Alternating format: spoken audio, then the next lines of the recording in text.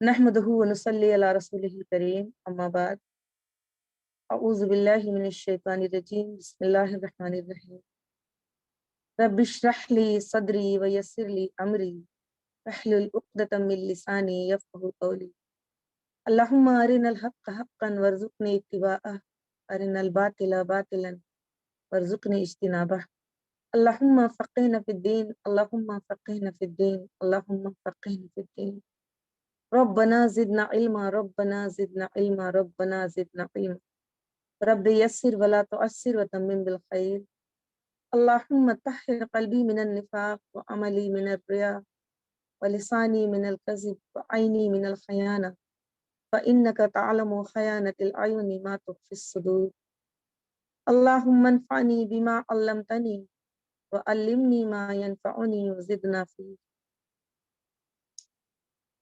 اللہم ثبتنا عند الموت بلا الہ الا اللہ آمین ثم آمین یا رحمن الرحیم۔ سورہ ملک، سورہ ملک 29ویں پارہ کی پہلی سورہ ہے۔ ترتیب کے اعتبار سے یہ 67 نمبر پہ آتی ہے، 67 نمبر۔ قرآن میں جو سورہز ہیں ان کی جو ترتیب ہے اس میں یہ 67 نمبر پہ آتی ہے۔ اس میں 30 آیات ہیں، 30۔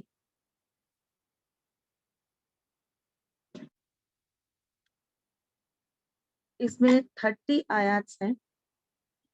اس سورہ کا نام ہے سورہ ملک۔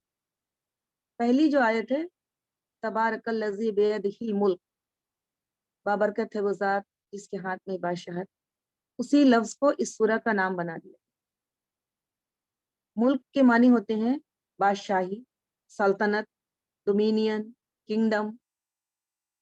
تو اس سورہ کا نام ہی ہے الملک، ناٹ اے سمپل ملک، الملک ڈا لگا ہوا ہے، یعنی ایک ایسی بادشاہت، ایک ایسی ڈومینین کے بارے میں بات ہو رہی ہے جس کی کوئی مثال نہیں۔ اور اسی کی مناسبت سے اس میں اس کے جو مضامین ہیں، جو اس میں جو باتیں ہیں وہ اسی کی مناسبت سے۔ سورہ ملک کے بارے میں بہت ساری اوتھینٹک احادیث آتی ہیں۔ سورہ ملک جہاں تک میرا خیال ہے کہ آپ سب بہنیں رات میں پڑھتی ہوں گی، بہت ساری بہنیں پڑھتی ہوں گی، کچھ نہیں بھی پڑھتی ہوں گی، بہت سارے لوگوں نے سورہ ملک یاد بھی کیا ہے۔ صحیح احادیث ہیں، کئی احادیث سے یہ ثابت ہے کہ رسول اللہ صلی اللہ علیہ وسلم نے فرمایا کہ قرآن میں ایک سورہ ہے جس کی 30 آیات ہیں، جو اپنے پڑھنے والے کے لیے بخشش کے لیے اللہ تعالیٰ سے التجا کرے گی، جو اپنے بہت الفاظ تھوڑے تھوڑے بدلے ہوئے ہیں، جو اپنے پڑھنے والے کی بخشش کروائے گی، جو اپنے پڑھنے والے کی مغفرت کے لیے اللہ تعالیٰ سے رجوع کرے۔ اس طرح کے بہت سارے ڈفرینٹ الفاظ میں مفہوم ایک ہے کہ سورہ ملک جو بھی انسان مومن جو بھی پڑھے گا تو سورہ ملک کے اندر ایسی قوت، ایسی طاقت اللہ تعالیٰ نے دیا۔ یہ رسول اللہ صلی اللہ علیہ وسلم کے الفاظ ہیں کہ وہ اپنے پڑھنے والے کو بخشوائے گی۔ تو بخشوانے کا مطلب یہ ہے کہ ایک ہے کہ صرف کہہ دینا کہ ہاں یا اللہ تعالیٰ بخش دیجئے، لیکن اس میں جو مفہوم آتا ہے وہ یہ ہے کہ وہ اللہ تعالیٰ سے گزارش، اللہ تعالیٰ سے شفاعت کرتی رہے گی، کرتی رہے گی، کرتی رہے گی، حد یہ کہ اللہ تعالیٰ اس بندے کو بخش دے۔ تو سورہ ملک ایسی بات تو یہ ہے کہ یہاں پہ کلام ہے اللہ کا، کتاب میں ہے، تو کس طرح سے اللہ سے بات کرے گی، کس طرح سے بخشوائے گی۔ تو اس میں بہت ساری احادیث سے آتا ہے، بہت سارے اوتھینٹک احادیث سے آتا ہے کہ ہماری نماز جو ہے وہ بھی ایک مجسم شکل اختیار کر لی۔ سورہ بقرہ اور سورہ آل عمران کو زہراوین کہا گیا ہے، تو وہ بھی ایک بادل کی شکل اختیار کر لی، وہ بھی اللہ تعالیٰ سے بات کری۔ سورہ بقرہ اور سورہ آل عمران پڑھنے والے کے دن کے بارے میں کہا گیا ہے کہ قیامت کے دن ان کے سر پہ زہراوین کی طرح سایہ کریں گی وہ 2 سورتیں۔ اور قبر کا جو ذکر آتا ہے تو اس میں بھی یہ بات آئی ہے صحیح حدیث میں کہ ہماری نماز جو ہے وہ مجسم شکل اختیار کر لی۔ تو اسی طرح سے سورہ ملک بھی مجسم شکل اختیار کر لے گی۔ اس کے بارے میں ہم لوگوں کو بہت زیادہ کھوج اور تحقیق کرنے کی ضرورت نہیں ہے، رسول اللہ صلی اللہ علیہ وسلم نے کہہ دیا ہے۔ اور کس طرح سے وہ مجسم شکل اختیار کرے گی، جسمانی شکل اختیار کرے گی، کس طرح کی شکل اختیار کریں گی یہ صورتیں، کس طرح سے اللہ تعالیٰ سے بات کریں گی، اس پہ ہم لوگوں کو غور و خوض کرنے کی بالکل بھی ضرورت ہے۔ ضرورت اس بات کی ہے کہ آخر قرآن میں اتنی ساری صورت ہیں اور یہ چھوٹی سی سورہ ہے جس میں 30 آیات ہیں. تو اور اس کو ام سلمہ رضی اللہ عنہا سے روایت ہے کہ رسول اللہ صلی اللہ علیہ وسلم جب بھی ان کے گھر جاتے تھے تو کوئی رات ایسی نہیں ہوتی تھی کہ یہ سورہ تبارک الذی سونے سے قبل اس کی قرات رسول اللہ صلی اللہ علیہ وسلم نہیں کیا کرتے تھے، یعنی اس کو پڑھا کرتے تھے. سورہ ملک اور سورہ سجدہ دونوں کے بارے میں صحیح احادیث آتی ہیں. تو اب بات یہ ہوتی ہے کہ سورہ ملک پڑھ لینا، ایک ریڈ کر لینا یا لرن کر کے اس کو پڑھ لینا، دس از اے ویری سمپل ٹاسک. بہت ہی آسان ہے. سارا دن بندہ جو بھی کرتا رہے، کہیں جائے کہیں آئے، جس طرح کی زندگی گزارے، جس طرح کے معاملات کرے، جس طرح لوگوں کو ستائے پریشان کرے، رات میں سونے کے وقت سارا کام چھوڑ کے بس اگر یاد ہے تو سورہ ملک پڑھ لیا، اور نہیں یاد ہے تو قرآن کھول کے پڑھ لیا. تو یہ تو اپنی بخشش کروانے کا اور اپنی مغفرت کرنے کا بہت ہی آسان طریقہ ہے، لیکن اتنا آسان نہیں ہے. اس وجہ سے ہم لوگ آج شاید یہاں پہ بیٹھے ہوئے ہیں، اللہ کی رحمت سے، اللہ کے کرم سے، کہ ہم لوگ اس سورہ پہ غور کریں کہ آخر اس سورہ کے پڑھنے کی اتنی فضیلت کیوں ہے.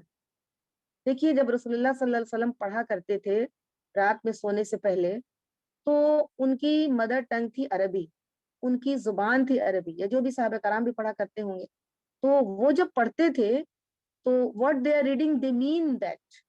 جب وہ جو بھی پڑھتے تھے تو وہ زبان سے ان کی بات نکلتی تھی، وہ بات ان کے دلوں سے بھی نکلتی تھی، اور وہ بات ان کے دماغ تک جاتی تھی، اور ان کے دماغ میں، دماغ کے ہارڈ ڈسک میں پوری کی پوری وہ اپلوڈ ہو جاتی تھی وہ چیزیں، وہ باتیں. لیکن ہمارا آپ کا کیا معاملہ ہے کہ ہم عربی نہیں جانتے، ہمیں کچھ معنی مفہوم نہیں معلوم ہے، تو ہم جو پڑھتے ہیں تو بس just for the sake of reading. Reading is for the sake of reading, پڑھ لیا اور پڑھ لیا، ہو گیا، ثواب ہے. ثواب بالکل ہے، ثواب بالکل ہے. جو بندہ، قرآن کے بارے میں یہ بھی حدیث میں آتا ہے کہ جو بندہ نہیں پڑھ سکتا، توڑ توڑ کے قرآن پڑھتا ہے تو اس کو اور زیادہ ثواب ملتا ہے. ایک تو ہر ایک لفظ کے پڑھنے کے 10 نیکیاں لکھی جاتی ہیں، دوسرے وہ بندہ اتنا اسٹرگل کر رہا ہے، اتنی جدوجہد کر رہا ہے، اتنی کوشش کر رہا ہے پڑھنے کے لیے، تو اس کو اور زیادہ ثواب ملتا ہے.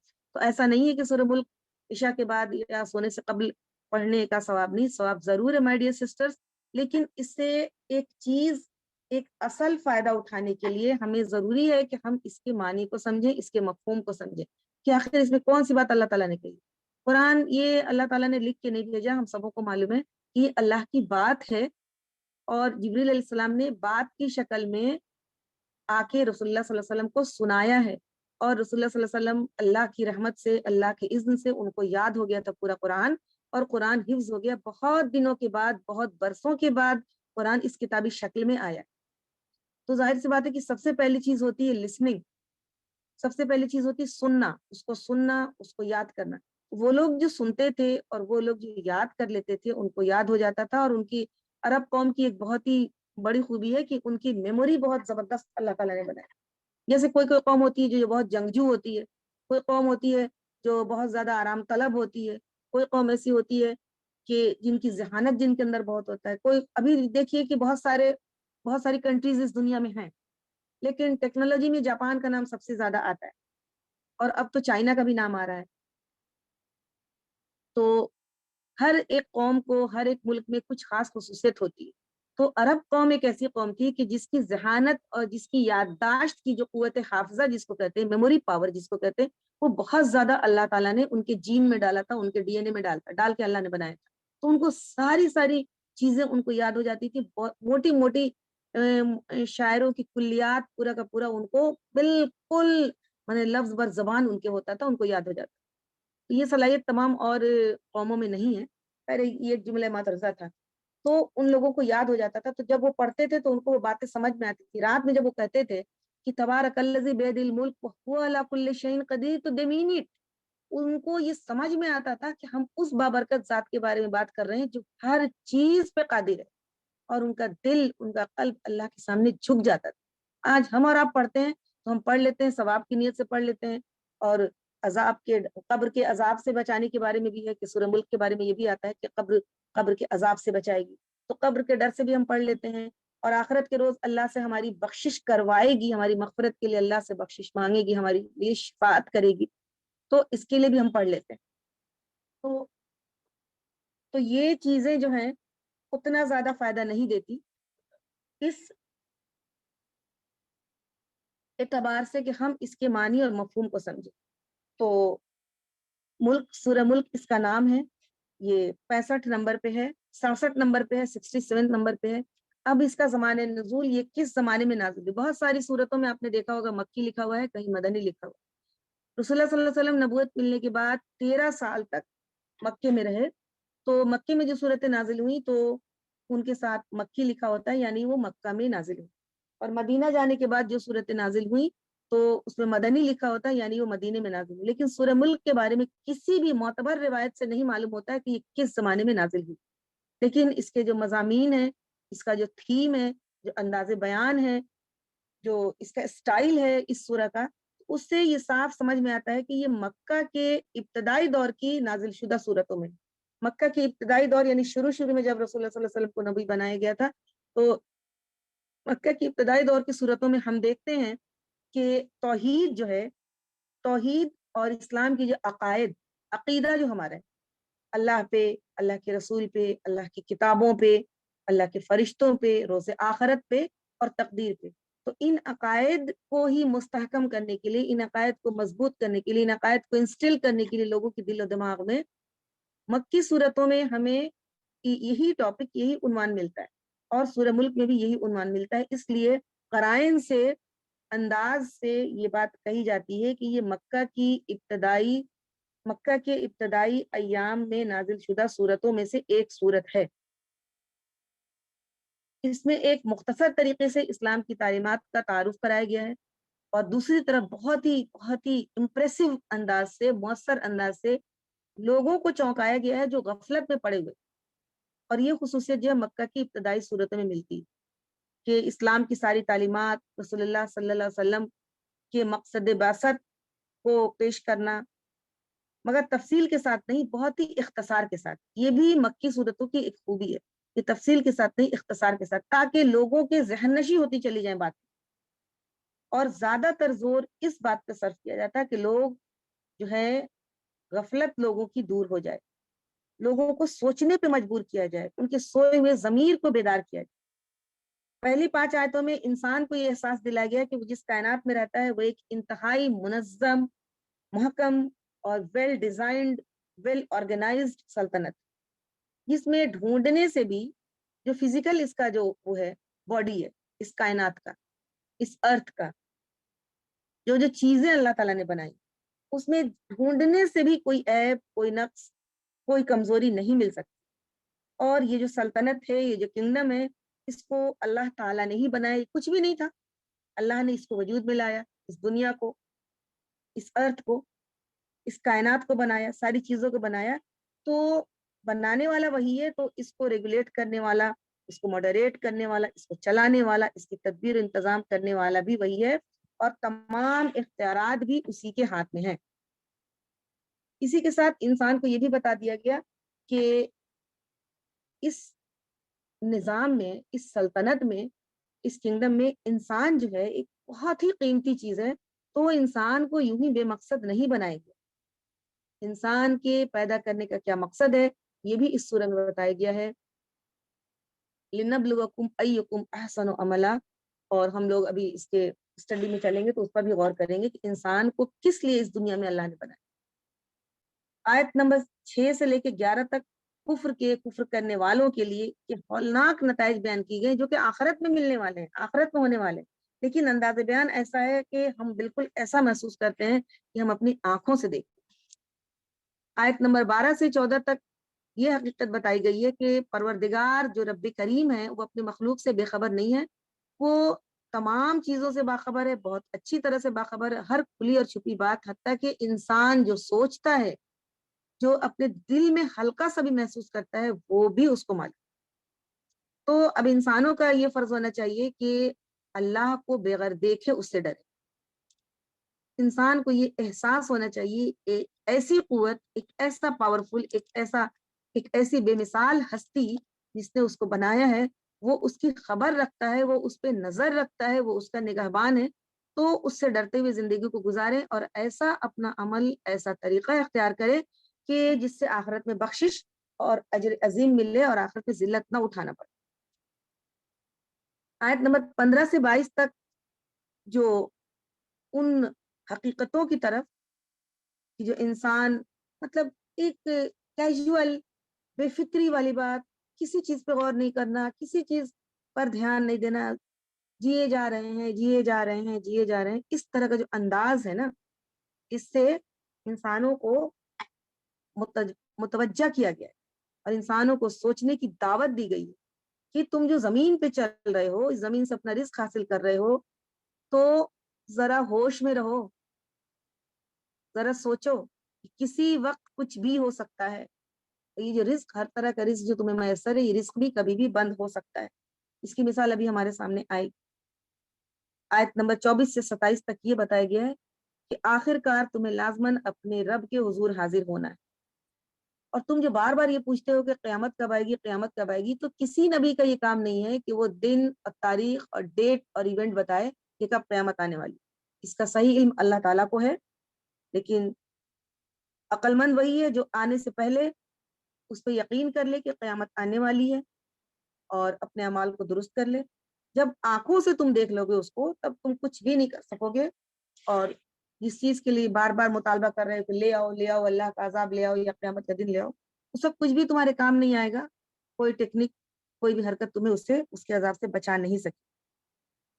آخر میں آیت نمبر 28 اور 29 میں کفار مکہ کی ان باتوں کا جواب دیا گیا ہے. کفار مکہ جو نبی صلی اللہ علیہ وسلم اور ان کے ساتھیوں کے خلاف طرح طرح کی باتیں کیا کرتے تھے، رسول اللہ صلی اللہ علیہ وسلم کی ہلاکت کی دعائیں کیا کرتے تھے، تو ان کو یہ بتایا گیا ہے کہ رسول اللہ صلی اللہ علیہ وسلم اور ان کے ساتھیوں پہ اللہ رحم کرے یا نہیں کرے، لیکن تم جب ہلاک ہوگے تو اپنی فکر کرو کہ تم پر جو عذاب آنے والا ہے اس سے تم کو کون بچائے گا. جو لوگ خدا پہ ایمان لائے ہیں تو انہوں نے تو خدا پہ توکل کیا ہے، جن کو تم گمراہ سمجھ رہے ہو. لیکن ایک وقت آئے گا جو پوری اوپن ریئلٹی تمہارے سامنے ہوگی، تم اپنے آنکھوں سے دیکھو گے، اس وقت تم کو کوئی بھی بچانے والا نہیں ہوگا. اور last but not the least, آخری آیت جو ہے آیت نمبر 30، اس میں لوگوں کو ایک فوڈ آف تھاٹ دیا گیا ہے. ایک سوال رکھا گیا ہے لوگوں کے سامنے، میرے سامنے، آپ کے سامنے اور تمام انسانیت کے سامنے. ایک کوشچن ہے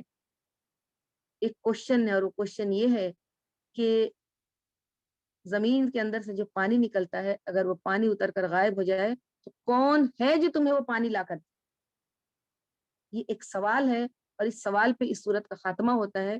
اور اگر انسان اس ایک آیت پہ غور کر لے، آیت نمبر 30 پہ، تو اس کی پوری دنیا بدل جائے. تو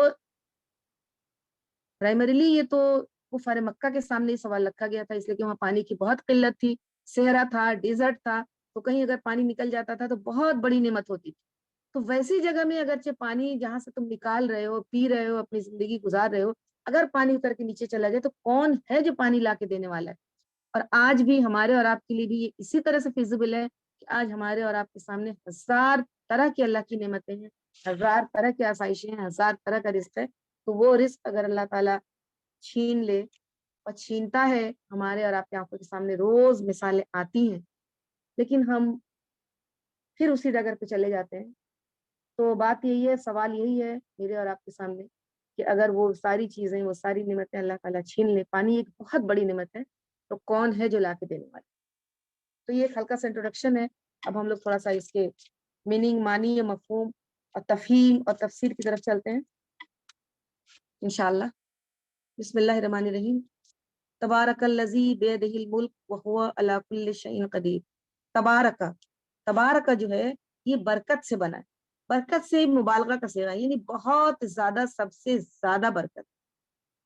الذی، وہ جو کہ، یہاں پہ ایک بہت ہی نئے انداز میں اللہ تعالیٰ کا یہاں پہ انٹروڈکشن ہو رہا ہے، اللہ تعالیٰ کی عظمت کا بیان ہو رہا ہے کہ اللہ کا نام نہیں لیا گیا. الذی بابرکت ہے، بہت بزرگ، بہت بابرکت ہے. کون؟ وہ جو کہ بیدہ الملک، جس کے ہاتھ میں ملک ہے، کائنات کی سلطنت ہے. یعنی جو ہستی جس کے ہاتھ میں یہ بادشاہی ہے اس پورے کائنات کی، وہ بہت بابرکت. ایک میننگ یہ بھی ہو سکتا ہے. دوسرا میننگ یہ بھی ہے کہ بہت ہی بابرکت ہے وہ ذات جس کے ہاتھ میں یہ سلطنت بابرکت ہے. یعنی اللہ تعالی کے ہاتھ میں یہ پوری سلطنت ہے اور اس پوری سلطنت میں اس کی برکت پھیلی ہوئی ہے. دیکھیے زمین سے لے کے آسمان تک جتنی بھی چیزیں ہیں ساری چیزیں اس بابرکت ذات کی بنائی ہوئی ہیں اور بہت ہی سوچ سمجھ کے حکیمانہ طریقے سے بہت ہی وائزلی ویل ڈیزائنڈ ساری چیزیں جس کا ذکر ابھی آگے آئے گا آیت نمبر 3 یا 4 میں آئے گا. تو اسی ہستی کے بارے میں یہاں پہ بتایا جا رہا ہے کہ وہ بہت بابرکت. برکت کس کو کہتے ہیں؟ برکت اس کو کہتے ہیں کہ جیسے اگر چاہے 2 آدمی کا کھانا بنا ہے تو اس میں 4 آدمی کھا لے رہے ہیں، یہ برکت. برکت کے بارے میں بہت ساری احادیث ہیں اور رسول اللہ صلی اللہ علیہ وسلم کی ذات سے بھی بہت ساری برکت کے معجزے نمودار ہوئے اور احادیث میں ہیں. ایک بار کا واقعہ ہے کہ ایک رسول اللہ صلی اللہ علیہ وسلم نے تھوڑا سا کھانا تھا اور اس پہ بسم اللہ کر کے کھانا شروع کیا اور وہ کھانا جو کہ 3-4 آدمی کے لیے بنا تھا اس میں 300-350 صحابہ کرام نے کھانا کھا لیا. تو اس کو برکت کہتے ہیں.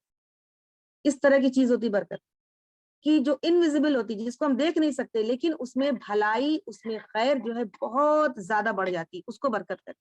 کسی کسی کی ذات کی بھی برکت ہوتی کہ جہاں بھی وہ انسان جاتا ہے تو وہاں پہ خیر پھیل جاتا ہے، وہاں پہ اچھی باتیں ہونے لگتی، وہاں پہ اچھائی ہونے لگتی، اچھائی پھیلنے لگتی. تو برکت جو ہے ایک ایسی چیز ہے کہ اور برکت کا کوئی ٹرانسلیشن میں کسی دوسرے زبان میں برکت کا کوئی لفظ اس کا سینونیمس نہیں ملتا. انگلش زبان اتنی ایڈوانسڈ ہے، اتنی ڈیولپڈ ہے، لیکن برکت کے لیے انگلش میں کوئی لفظ نہیں. حکمت کے لیے وزڈم ہے، ہر چیز کے لیے انگلش میں لفظ ہے، لیکن برکت کے لیے صحیح لفظ نہیں ہے انگلش زبان. تو اردو میں برکت ہے اور عربی میں بھی برکت ہے. اردو میں برکت اس وجہ سے ہے کہ اردو جو ہے عربی سے ہی بنی ہے اور اردو میں 85% ورڈز جو ہیں وہ عربی سے ہی لیے گئے، تو اس لیے بھی ہم لوگوں کو سمجھنے میں تھوڑی سہولت ہوتی ہے اردو والوں. تو اردو میں صرف برکت کا لفظ ہے اور عربی میں برکت کا لفظ ہے. یہ برکت جو ہے یہ اللہ تعالیٰ کی ایک خاص نعمت. تو سب سے پہلی برکت کس میں ہے؟ سب سے پہلے کس کی ذات میں برکت ہے؟ وہ ہستی ہے جس کے ہاتھ میں یہ پوری بادشاہت ہے، یہ پوری سلطنت ہے، یہ پوری ڈومینین. تو ہم اور آپ جو دیکھ رہے ہیں یہ دنیا، یہ چھوٹی سی دنیا، یہ دنیا نہیں، یہ سلطنت نہیں. یہ زمین جو ہے، ارتھ جو ہے، یہ ہمارے جو آسمان کے اوپر ہم سر اٹھاتے ہیں، جو گیلیکسی جو دکھائی دیتی ہیں، تو میلینز میلینز میلینز میلینز یعنی کروڑوں کروڑوں کروڑ اربوں اربوں گیلیکسی کا ایک حصہ یعنی ایک ذرہ جو ہے یہ پلانٹ ارتھ ہے، جس کو ہم لوگ آج تک نہ دیکھ سکے، نہ سمجھ سکے، نہ ہم لوگ ایکسپلور کر سکے، کچھ نہیں کر سکے. ہماری اور آپ کی تو بات ہی الگ ہے. جو سائنٹسٹ ہے، جو ریسرچ کر رہے ہیں، انہوں نے بھی ابھی زمین کا بہت سا ایسا حصہ ہے جہاں پہ کوئی پہنچا ہی نہیں، اور زمین کے اندر کتنی چیزیں اس کا بھی آج تک جتنی بھی ریسرچ چل رہی ہے ابھی اس کا 0.001% بھی ریسرچ کر کے یہ بات نہیں آ سکی کہ زمین کے اندر کیا کیا چیزیں ہیں اللہ تعالیٰ نے رکھی. تو یہ اتنی بڑی ڈومینین اس کے ہاتھ میں. ایک چیز ہوتی ہے ہاتھ میں، ید کے معنی ہوتے ہیں ہاتھ، ہینڈ، جو ہمارے پاس بھی ہے اور آپ کے پاس بھی، اور یہاں بھی ید کا ہی لفظ آیا ہے. تو اس سے ہم لوگ یہ نہ سمجھیں، بات بہت طویل ہوتی جا رہی ہے، اس سے ہم لوگ یہ نہ سمجھیں کہ اللہ تعالیٰ کا ہاتھ جو ہے ہمارا اور آپ کا ہی ہاتھ ہے. یہاں پہ ایک مثال کے طور پہ کہا گیا ہے، محاورہ کے طور پہ کہا گیا ہے. جیسے کسی کے پاس اگر ہم کو کوئی کام کروانا ہوتا ہے، کوئی بھی کام جیسے آفیشیل کام ہی ہے، تو ہم کیا بولتے ہیں کہ یہ کام میرے ہاتھ میں نہیں ہے، ان کے ہاتھ میں. اس کا مطلب یہ نہیں ہوتا کہ ہاتھ میں لے کے وہ انسان بیٹھا ہوا ہے، یعنی اس کے اختیار میں ہے، اس کے اقتدار میں ہے، اس کے پاس ایسی اتنا پاور ہے کہ وہ یہ کام کر سکتا ہے. تو ہم عام طور پہ کیا کرتے ہیں کہ ان کے ہاتھ میں ہے، یہ کام میرے ہاتھ میں نہیں. کسی کی کوئی بات کرنا، کسی کو کچھ دلوانا، یا کوئی آفیشیل کام کرنا، یہ جیسے ڈی ایم صاحب کے ہاتھ میں ہے، یہ کام کلرک کے ہاتھ میں نہیں ہے، یہ کام ٹیچر کے ہاتھ میں نہیں ہے، یہ کام جیسے اگر میرے پاس بھی کوئی بات آتی ہے تو بھائی پرنسپل کے ہاتھ میں یہ بات نہیں. اس بات کے لیے، اس کام کے لیے آپ کو سیکرٹری سے کانٹیکٹ کرنا ہو. اس طرح کی باتیں ہوتی ہیں اور آپ سب اس سے بہت زیادہ آشنا ہیں، جانتی ہیں، نالج رکھتی ہیں ماشاءاللہ. تو اللہ تعالیٰ کے ہاتھ میں یہ ملک ہے. اس کا مطلب یہ نہیں ہے کہ نعوذ باللہ اللہ تعالیٰ ہاتھ پہ لے کے بیٹھا ہوا ہے، یعنی اسی کے ہاتھ میں ہے، وہ جو چاہے کر سکتا ہے. وہ جس طرح سے اس نے چاہا بنایا اور جس طرح سے اس دنیا کو چلا رہا ہے، وہ جو چاہے کر سکتا ہے، اسی کے ہاتھ میں. کسی کا ذرہ برابر بھی اقتدار نہیں ہے کہ کوئی کسی چیز کو پلٹ دے، کسی چیز کو بدل دے، کسی چیز کو ہٹا دے. اس کائنات کی طرف اگر ہم نظر اٹھاتے ہیں تو بہت ہی وسیع کائنات ہے، جو گرچہ ہمارے لیے وسیع ہے، اللہ تعالیٰ کے لیے تو کچھ بھی نہیں. اور ہم جو آسمان دیکھتے ہیں وہ صرف نچلا آسمان دیکھتے ہیں، اور 7 آسمان، خیر وہ آسمان والی آیت میں اس بات کو ہم لوگ دیکھیں گے. تو وہ ذات بہت بابرکت ہے. اور پھر اس کے لیے اسی جملے کے آخر میں کہا جا رہا ہے کہ وَهُوَ عَلَىٰ كُلِّ شَيْءٍ قَدِيرٌ، وہ ہر چیز پہ قدرت رکھتا ہے، یعنی وہ جو چاہے کر سکتا ہے۔ ملک کا جو لفظ ہے یہاں پہ مطلقاً استعمال کیا ہوا، کسی بھی محدود معنی میں ملک کو نہیں لیا جا سکتا، اور یہ سوچا ہی نہیں جا سکتا نعوذ باللہ نعوذ باللہ اللہ تعالیٰ کے پاس جسمانی ہاتھ ہے جیسا ہمارے اور آپ کے پاس، یعنی سارے اختیارات اس کے پاس ہیں، کسی کو چلانا، کسی کو بنانا، کسی کو بگاڑنا، کسی کو پیدا کرنا، کسی چیز کو کم کرنا، کسی چیز کو زیادہ کرنا، کسی کا کوئی دخل نہیں ہے۔ اور صرف یہی نہیں کہ وہ بابرکت ہے وہ ذات، وہ ہر چیز پہ قادر ہے، جو چاہے وہ کر سکتا ہے۔ قدیر جو ہے، قدیر بھی جو ہے یہ فعیل کے لفظ پہ ہے، یعنی لگاتار وہی قادر ہے، وہی قدرت رکھتا ہے، کہیں بیچ میں اس میں کوئی رکاوٹ نہیں آتی، اس کی قدرت میں کوئی رکاوٹ نہیں آتی۔ قدیر کا جو لفظ ہے اس بات کی طرف اشارہ کرتا ہے کہ اللہ کی جو خوبی ہے کہ وہ ہر چیز کی قدرت رکھتا ہے، اس میں کبھی بھی کہیں بھی کوئی رکاوٹ نہیں آتی، کوئی انٹرپشن نہیں آتا، مسلسل جب سے دنیا ہے جب تک رہے گی وہ ہر چیز پہ قادر ہے، اسی کو کہتے ہیں قدیر۔ الذی خلق الموت والحیات لیبلوکم ایکم احسن عملا وہو العزیز الغفور۔ وہی ہے جس نے، پھر یہاں پہ اللہ سبحانہ وتعالیٰ کا نام نہیں لیا جا رہا، وہی ہے جس نے، یہ کون ذات بابرکت ہے، کس کے ہاتھ میں ملک ہے، کس کے ہاتھ میں اقتدار ہے، کون ہر چیز پہ قادر ہے، یہ وہی ہستی ہے جس نے موت کو بنایا، موت کو پیدا کیا، موت کو کریٹ کیا، اور زندگی کو بھی کریٹ کیا۔ کیوں کریٹ کیا؟ لی، لامزد لی، تاکہ یبلوکم ایکم احسن عملا۔ ہم اس کے ورڈ انالیسس پہ، گرامر کی طرف بالکل بھی نہیں جا رہے ہیں، اس لیے کہ وقت کم ہے، 130 پہ شاید کمپلیٹ کرنا، تاکہ وہ لوگوں کو آزما کر دیکھے۔ کیا آزما کے دیکھے؟ یہ آزما کے دیکھے کہ تم میں سے کون بہتر عمل کرنے والا ہے، احسن عملا، اور وہ ساتھ ہی بتا دیا گیا اسی جملے میں، وہ زبردست بھی ہے لیکن معاف کرنے والا بھی ہے، درگزر کرنے والا بھی ہے۔ تو اس میں دو چیزیں سامنے آتی ہیں۔ پہلی بات یہ کہ ایک عام نظر سے ہم لوگ دیکھتے ہیں تو ہم تو پہلے زندہ ہوتے ہیں، بعد میں ہمیں موت آتی ہے، تو اللہ تعالیٰ کو یہ کہنا چاہیے تھا کہ خلق الحیات والموت، یہ کہنا چاہیے تھا کہ ہم نے زندگی دی پھر تم کو موت دیا تاکہ تم کو آزما کے دیکھنا چاہ رہے ہیں کہ بہترین عمل کرنے والا کون ہے۔ لیکن اللہ تعالیٰ تو بصیر ہے، علیم ہے، حکیم ہے، تو ہم اور آپ تو اس کی بات کی تہ تک پہنچ ہی نہیں سکتے کبھی، بس اتنا ہی پہنچ سکتے ہیں جتنی وہ توفیق دے دے۔ تو اس نے موت کو پہلے بنائے، اس کے بعد زندگی کو بنائے۔ تو اس میں ہمارے جو اسکالرس ہیں، ہمارے جو مفسرین ہیں، اس میں دو طرح کی باتیں آتی۔ پہلے ایک، دونوں مفہوم بالکل کرسٹل کلیئر ہے، اس سے ہمیں سمجھنے میں کوئی پریشانی نہیں ہوتی ہے۔ پہلی موت اگر یہ موت ہے جو ہم لوگ کی موت آتی ہے 50 سال، 60 سال، 70 سال، 80 سال میں، تو یہ موت ہے۔ اور حیات کے معنی وہ حیات ہے جو ابدی حیات ہے، جو انشاءاللہ ہم لوگوں کو مرنے کے بعد دوبارہ زندہ کیا جائے گا، اور جس کے جیسے اعمال ہوں گے اس کو وہ زندگی ملے گی، کوئی جنت میں جائے یا جہنم میں جائے، لیکن وہاں سے پھر کسی کو موت آنے والی نہیں ہے، وہ ابدی زندگی۔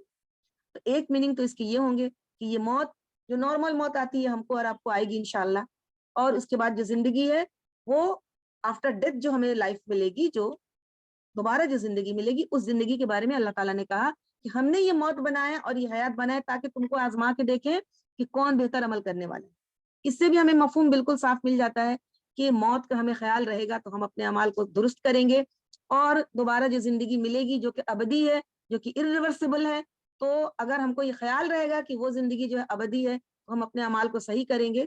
اور اس لیے اللہ نے بنایا موت کو کہ اس ابدی زندگی میں تمہارے اس زندگی کے اکارڈنگ ٹو دس تم کو وہاں پہ ریزلٹ ملے، اور تم اس ابدی زندگی میں تم کو وہاں پہ نتیجہ ملے۔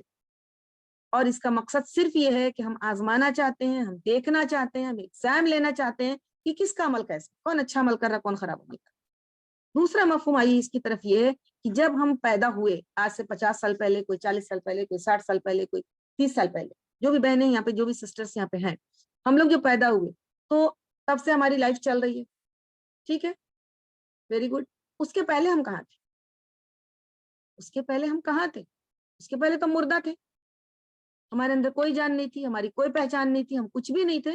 تو اس جو ہمارا پیدائش سے قبل جو ہماری حالت تھی، تو اس موت کے معنی وہ لیا گیا ہے، اور حیات کے معنی وہ لیا گیا ہے جو ہماری زندگی ہے، جس میں ہم اور آپ ہیں، جو ہم جی رہے ہیں، جو ہماری حیات ہے 60 سال، 70 سال، 80 سال، 50 سال، تو یہ حیات مراد لی گئی۔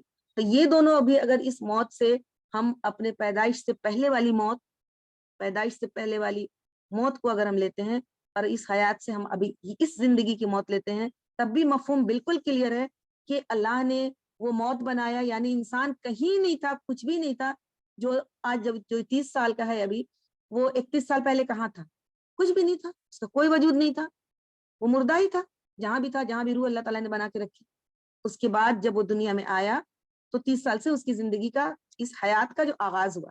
تو یہ اللہ نے اس لیے بنایا کہ وہ آزما کے دیکھنا چاہتا تھا کہ کون بہترین عمل کرنے والا ہے. یعنی دنیا میں مرنے کا، جینے کا جو سلسلہ ہے، اللہ سبحانہ تعالیٰ نے اسی لیے شروع کیا کہ وہ دیکھے، امتحان لے کہ کس انسان کا عمل زیادہ بہتر ہے. ایک چھوٹا سا فقرہ ہے، ایک سینٹنس کا آدھا حصہ ہے، الذی خلق الموت والحیات لیبلوکم ایکم احسن عملا. لیکن اس آدھے جملے کے معنی اور مفہوم پہ اگر ہم غور کر لیں تو ہمارا وجود تھرا جائے کہ یہ موت، یہ حیات، یہ کوئی مذاق نہیں ہے. اس طرح سے ہم لوگ اس کو اتنا ایزیلی لیتے ہیں، ایسا نہیں، بلکہ یہ بہت ہی حکیم، علیم، قدیر، خبیر رب کی طرف سے ویل پلانڈ ہے. یہ اسٹریٹجی ہے اللہ سبحانہ تعالیٰ کی، ویل پلانڈ. جب بھی ہم کوئی پروجیکٹ شروع کرتے، کوئی پلاننگ کرتے ہیں تو اس کا ایک آبجیکٹو ہوتا ہے. تو ہمارے اور آپ کے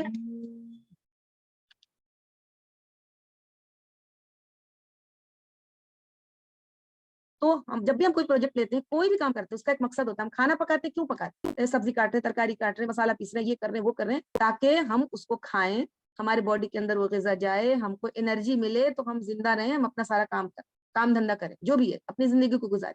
تو یہ آبجیکٹو ہوا ہمارے کھانا بنانے کا. ہمارے کھانا بنانے کا بھی آبجیکٹو ہے اور ہمارے کھانا کھانے کا بھی آبجیکٹو ہے. کھانا بنانا جو ہے وہ ایک فیز میں آتا ہے اور کھانا کھانا جو ہے دوسرے فیز میں آتا ہے. بٹ اس کا آبجیکٹو، اس کا مقصد جو ہے یہی ہے کہ ہمارے باڈی کو انرجی ملے، یہ مقصد ہے. تو ہم لوگ تو سوچتے کہ بس ایسے ہی چلو بھائی پیدا ہو گئے، ہو گیا. اگر بچپن میں کچھ نہیں سکھایا گیا تو بڑے ہو کے تھوڑا سا قرآن سیکھ لیا، تھوڑا سا حدیث سیکھ لیا. یا ہم نے اپنے بچوں کو نہیں سکھایا تو اپنے پوتا پوتی کو، نواسا نواسی کو دین کی طرف راغب کر لیا. اگر خود سے نہیں ہو سکا تو اپنے اگل بغل پاس پڑوس کی عورتوں میں تھوڑا سا دین کی اشاعت کر دیا. تو ہم کما بھی رہے ہیں، روزی روٹی بھی کر رہے ہیں، بچوں کو بھی پال رہے ہیں. خاص کر کے یہاں پہ عورتیں ہیں، شوہر کی بھی اطاعت کر رہے ہیں، سب کچھ کر رہے ہیں. تو بہت ہی آسان ہے، نماز بھی پڑھ لے رہے ہیں. لیکن ایک چیز جس مقصد کے لیے بنائی گئی ہے، اگر اس مقصد کو مد نظر رکھتے ہوئے اس کا استعمال نہیں کیا جائے گا تو وہ چیز خراب ہو جاتی. جیسے موبائل ایک مقصد کے تحت بنایا گیا. جیسے مان لیجیے کہ ایک قینچی ہی کو لے لیجیے، موبائل کی مثال بہت پرانی ہو چکی. قینچی کو ایک مقصد کے لیے بنایا گیا ہے کہ قینچی، کپڑا کاٹنے والی قینچی، کپڑا کو کاٹتی ہے، اس میں دو طرف سے ہاتھ گھسا کے ویسے سے کاٹتی ہے. لیکن اگر کوئی انسان، اس کو معلوم نہیں ہے کہ یہ قینچی کپڑا کاٹنے والی ہے، اس قینچی سے لوہا کاٹنے لگے، اس قینچی سے لکڑی کاٹنے لگے، تو کیا ہوگا؟ وہ قینچی خراب ہو جائے گی. اور خراب بھی نہیں ہوگی بلکہ وہ قینچی جو ہے یوز لیس ہو جائے گی، اس کا مقصد ہی فوت ہو جائے گا. اس کا مقصد اور اس کا مقصد وجود دونوں ہی فوت ہو جائے گا، دونوں ہی ختم ہو جائے گا. تو ہم کو اور آپ کو اللہ تعالیٰ نے پیدا کیا ہے، اتنی زبردست پلاننگ کے ساتھ پیدا کیا ہے کہ وہ ہمارا امتحان لینا چاہتا کہ کون بہتر عمل کرنے والا. تو کیا یہ گھبرانے والی بات نہیں؟ کیا یہ خوف زدہ ہونے والی بات نہیں؟ کیا یہ تفکر اور تدبر کرنے والی بات نہیں کہ ہم اور آپ غور کریں؟ لیکن افسوس کی بات یہ ہے کہ ہم لوگوں کو اس طرح کے کلاسز، اس طرح کی باتیں جہاں بھی ہوتی ہیں تو ہم سبوں کو جوائن کرنے کی توفیق ہی نہیں ملتی. لیکن اگر کہیں اور سے دعوت آ جاتی ہے، کہیں اور سے کہیں اور کوئی فنکشن ہو جاتا ہے، کہیں اور کسی طرح کی کوئی کنگریگیشن ہو جاتا ہے، تو وہاں جانے کے لیے ہم اپنا سارا کام نقصان کر دیتے ہیں. ہم اپنا سارے ریچول کو، سارے ڈیلی ٹائم ٹیبل کو آگے پیچھے کر کے ہم ایڈجسٹ کر کے وہاں پہنچ جاتے ہیں. لیکن جہاں پہ اللہ کا ذکر ہوتا ہے وہاں پہ ہمیں بہت کم توفیق ہوتی ہے، نوبت ہی نہیں آتی کہ ہم وہاں پہ جائیں اور کچھ سنیں اور کچھ سیکھیں. تو خیر، یہ آیت تو ہمارے وجود کو لرزانے کے لیے کافی ہے. اللہ تعالیٰ ہم سبوں کو توفیق دے کہ ہم اپنی زندگی کے مقصد کو سمجھیں اور اسی طرح سے اپنی زندگی کو گزاریں، اپنی زندگی کو بتائیں. تو یہاں پہ دو باتیں اور نکلتی ہیں. ایک بات یہ کہ امتحان لینے کے لیے اللہ تعالیٰ نے پیدا کیا. تو جب بھی ہمارا دنیا میں کوئی امتحان ہوتا ہے تو کیا امتحان جو دینے والا ہوتا ہے، جو ایگزامنی ہوتا ہے، کیا اس کی مرضی پہ ہوتا ہے کہ وہ اپنا کوشچن پیپر سیٹ کرے؟ وہ ایگزامنر سے یہ بولے کہ ہم یہ ہم نے تیاری کی ہے، یہ نہیں پڑھا، یہ چیپٹر نہیں پڑھا، اس چیپٹر سے کوشچن دے دیجیے، یہ چیپٹر نہیں پڑھا، اس چیپٹر سے کوشچن دے دیجیے، یہ ہم کو نہیں آتا ہے، یہ میرے لیے ایزی ہے، یہ والا دے دیجیے، یہ میرے ٹف ہے، یہ والا مت دیجیے. کبھی ایسا آپشن ہوتا ہے ہمارے پاس؟ کبھی نہیں ہوتا. تو یہاں پہ ایگزامنر ہمارا آج بالکل کلیئر بات ہے کہ ایگزامنر جو ہے اللہ سبحانہ تعالیٰ ہے، اور ایگزامنی جو ہے ہم اور آپ ایگزامنر ہے وہ. تو ہماری اپنی مرضی کچھ بھی نہیں چلے. وہ جیسا کوشچن پیپر دے گا ہم کو ویسا کوشچن پیپر سالو کرنا ہو. اس بات کو اگر ہم ذہن نشی کر لیں تو انشاءاللہ تعالیٰ بہت سہولت ہو جائے گی. اور اللہ تعالیٰ ایک ہی جملے میں بتا رہے ہیں کہ تمہارے پیدا کرنے کا مقصد کیا ہے. ہم نے یوں ہی الٹپ تم کو نہیں پیدا کر. ایک تو یہ پوری کائنات جو اس کے ہاتھ میں ہے، لیکن پوری کائنات، اور اس کے بعد دوسرے جملے میں انسان کا ذکر ہو رہا ہے. کیوں؟ انسان بھی اس کائنات کا ہی، اس ملک کا ہی ایک حصہ ہے. لیکن انسان جو ہے اشرف المخلوقات ہے. جتنی بھی اللہ تعالیٰ کی جاندار چیزیں ہیں، بے جان چیزوں کا تو ذکر نہیں کر سکتے، جاندار چیزیں، ان سب میں اللہ تعالیٰ نے انسان کو اشرف المخلوقات بنائے. پورا ملک اللہ تعالیٰ کے ہاتھ میں ہے، وہ ہر چیز پہ قادر ہے. لیکن اللہ سبحانہ تعالیٰ دوسرے جملے میں کیا اشارہ کر رہے ہیں کہ اس ملک میں تم بھی ہو، لیکن تم کو ہم نے قوت فیصلہ دے کے بھیجا ہے. اور وہ قوت فیصلہ بھی سوچے سمجھے پلاننگ کے تحت قوت فیصلہ دیا ہے. اس لیے دیا ہے تاکہ ہم دیکھیں کہ تم کیا فیصلہ کرتے ہو. You are the decision maker. تم کو ڈیسیزن لینا ہے کہ اس راستے جانا ہے یا اس راستے جانا. اور اللہ نے بتا ہی دیا ہے آپ کے سامنے، ہمارے آپ کے سامنے ہی قرآن ہے کہ دس is right, this is wrong. تو ان دو جملے میں پوری کائنات کی ہسٹری جیوگرافی آ گئی کہ اس پورے کائنات کا ایک حصہ ہم بھی ہیں. اور اس پورے کائنات کو اللہ تعالیٰ نے قرآن میں بارہا کہا کہ مسخر کر دیا انسانوں کے لیے. مسخر کر دیا یعنی انسان اس کا استعمال کر سکتا ہے، اس سے فائدہ اٹھا سکتا ہے، اس کی برکتوں سے لطف اندوز ہو سکتا ہے انسان. اور وہ انسان اس رب کائنات کا بنایا ہوا ہے جس کے ہاتھ میں سب کچھ ہے. وہ ہر چیز پہ قادر ہے. لیکن ہر چیز پہ قادر ہونے کے باوجود، قدرت رکھنے کے باوجود، اللہ تعالیٰ نے انسانوں کے اندر ایک چیز ڈال کے بھیجا، قوت فیصلہ. کیوں ڈال کے بھیجا؟ کہ وہ اپنے بندوں کا، ہمارا اور آپ کا امتحان لینا چاہتا ہے. اور امتحان میں کیا دیکھنا چاہتا ہے؟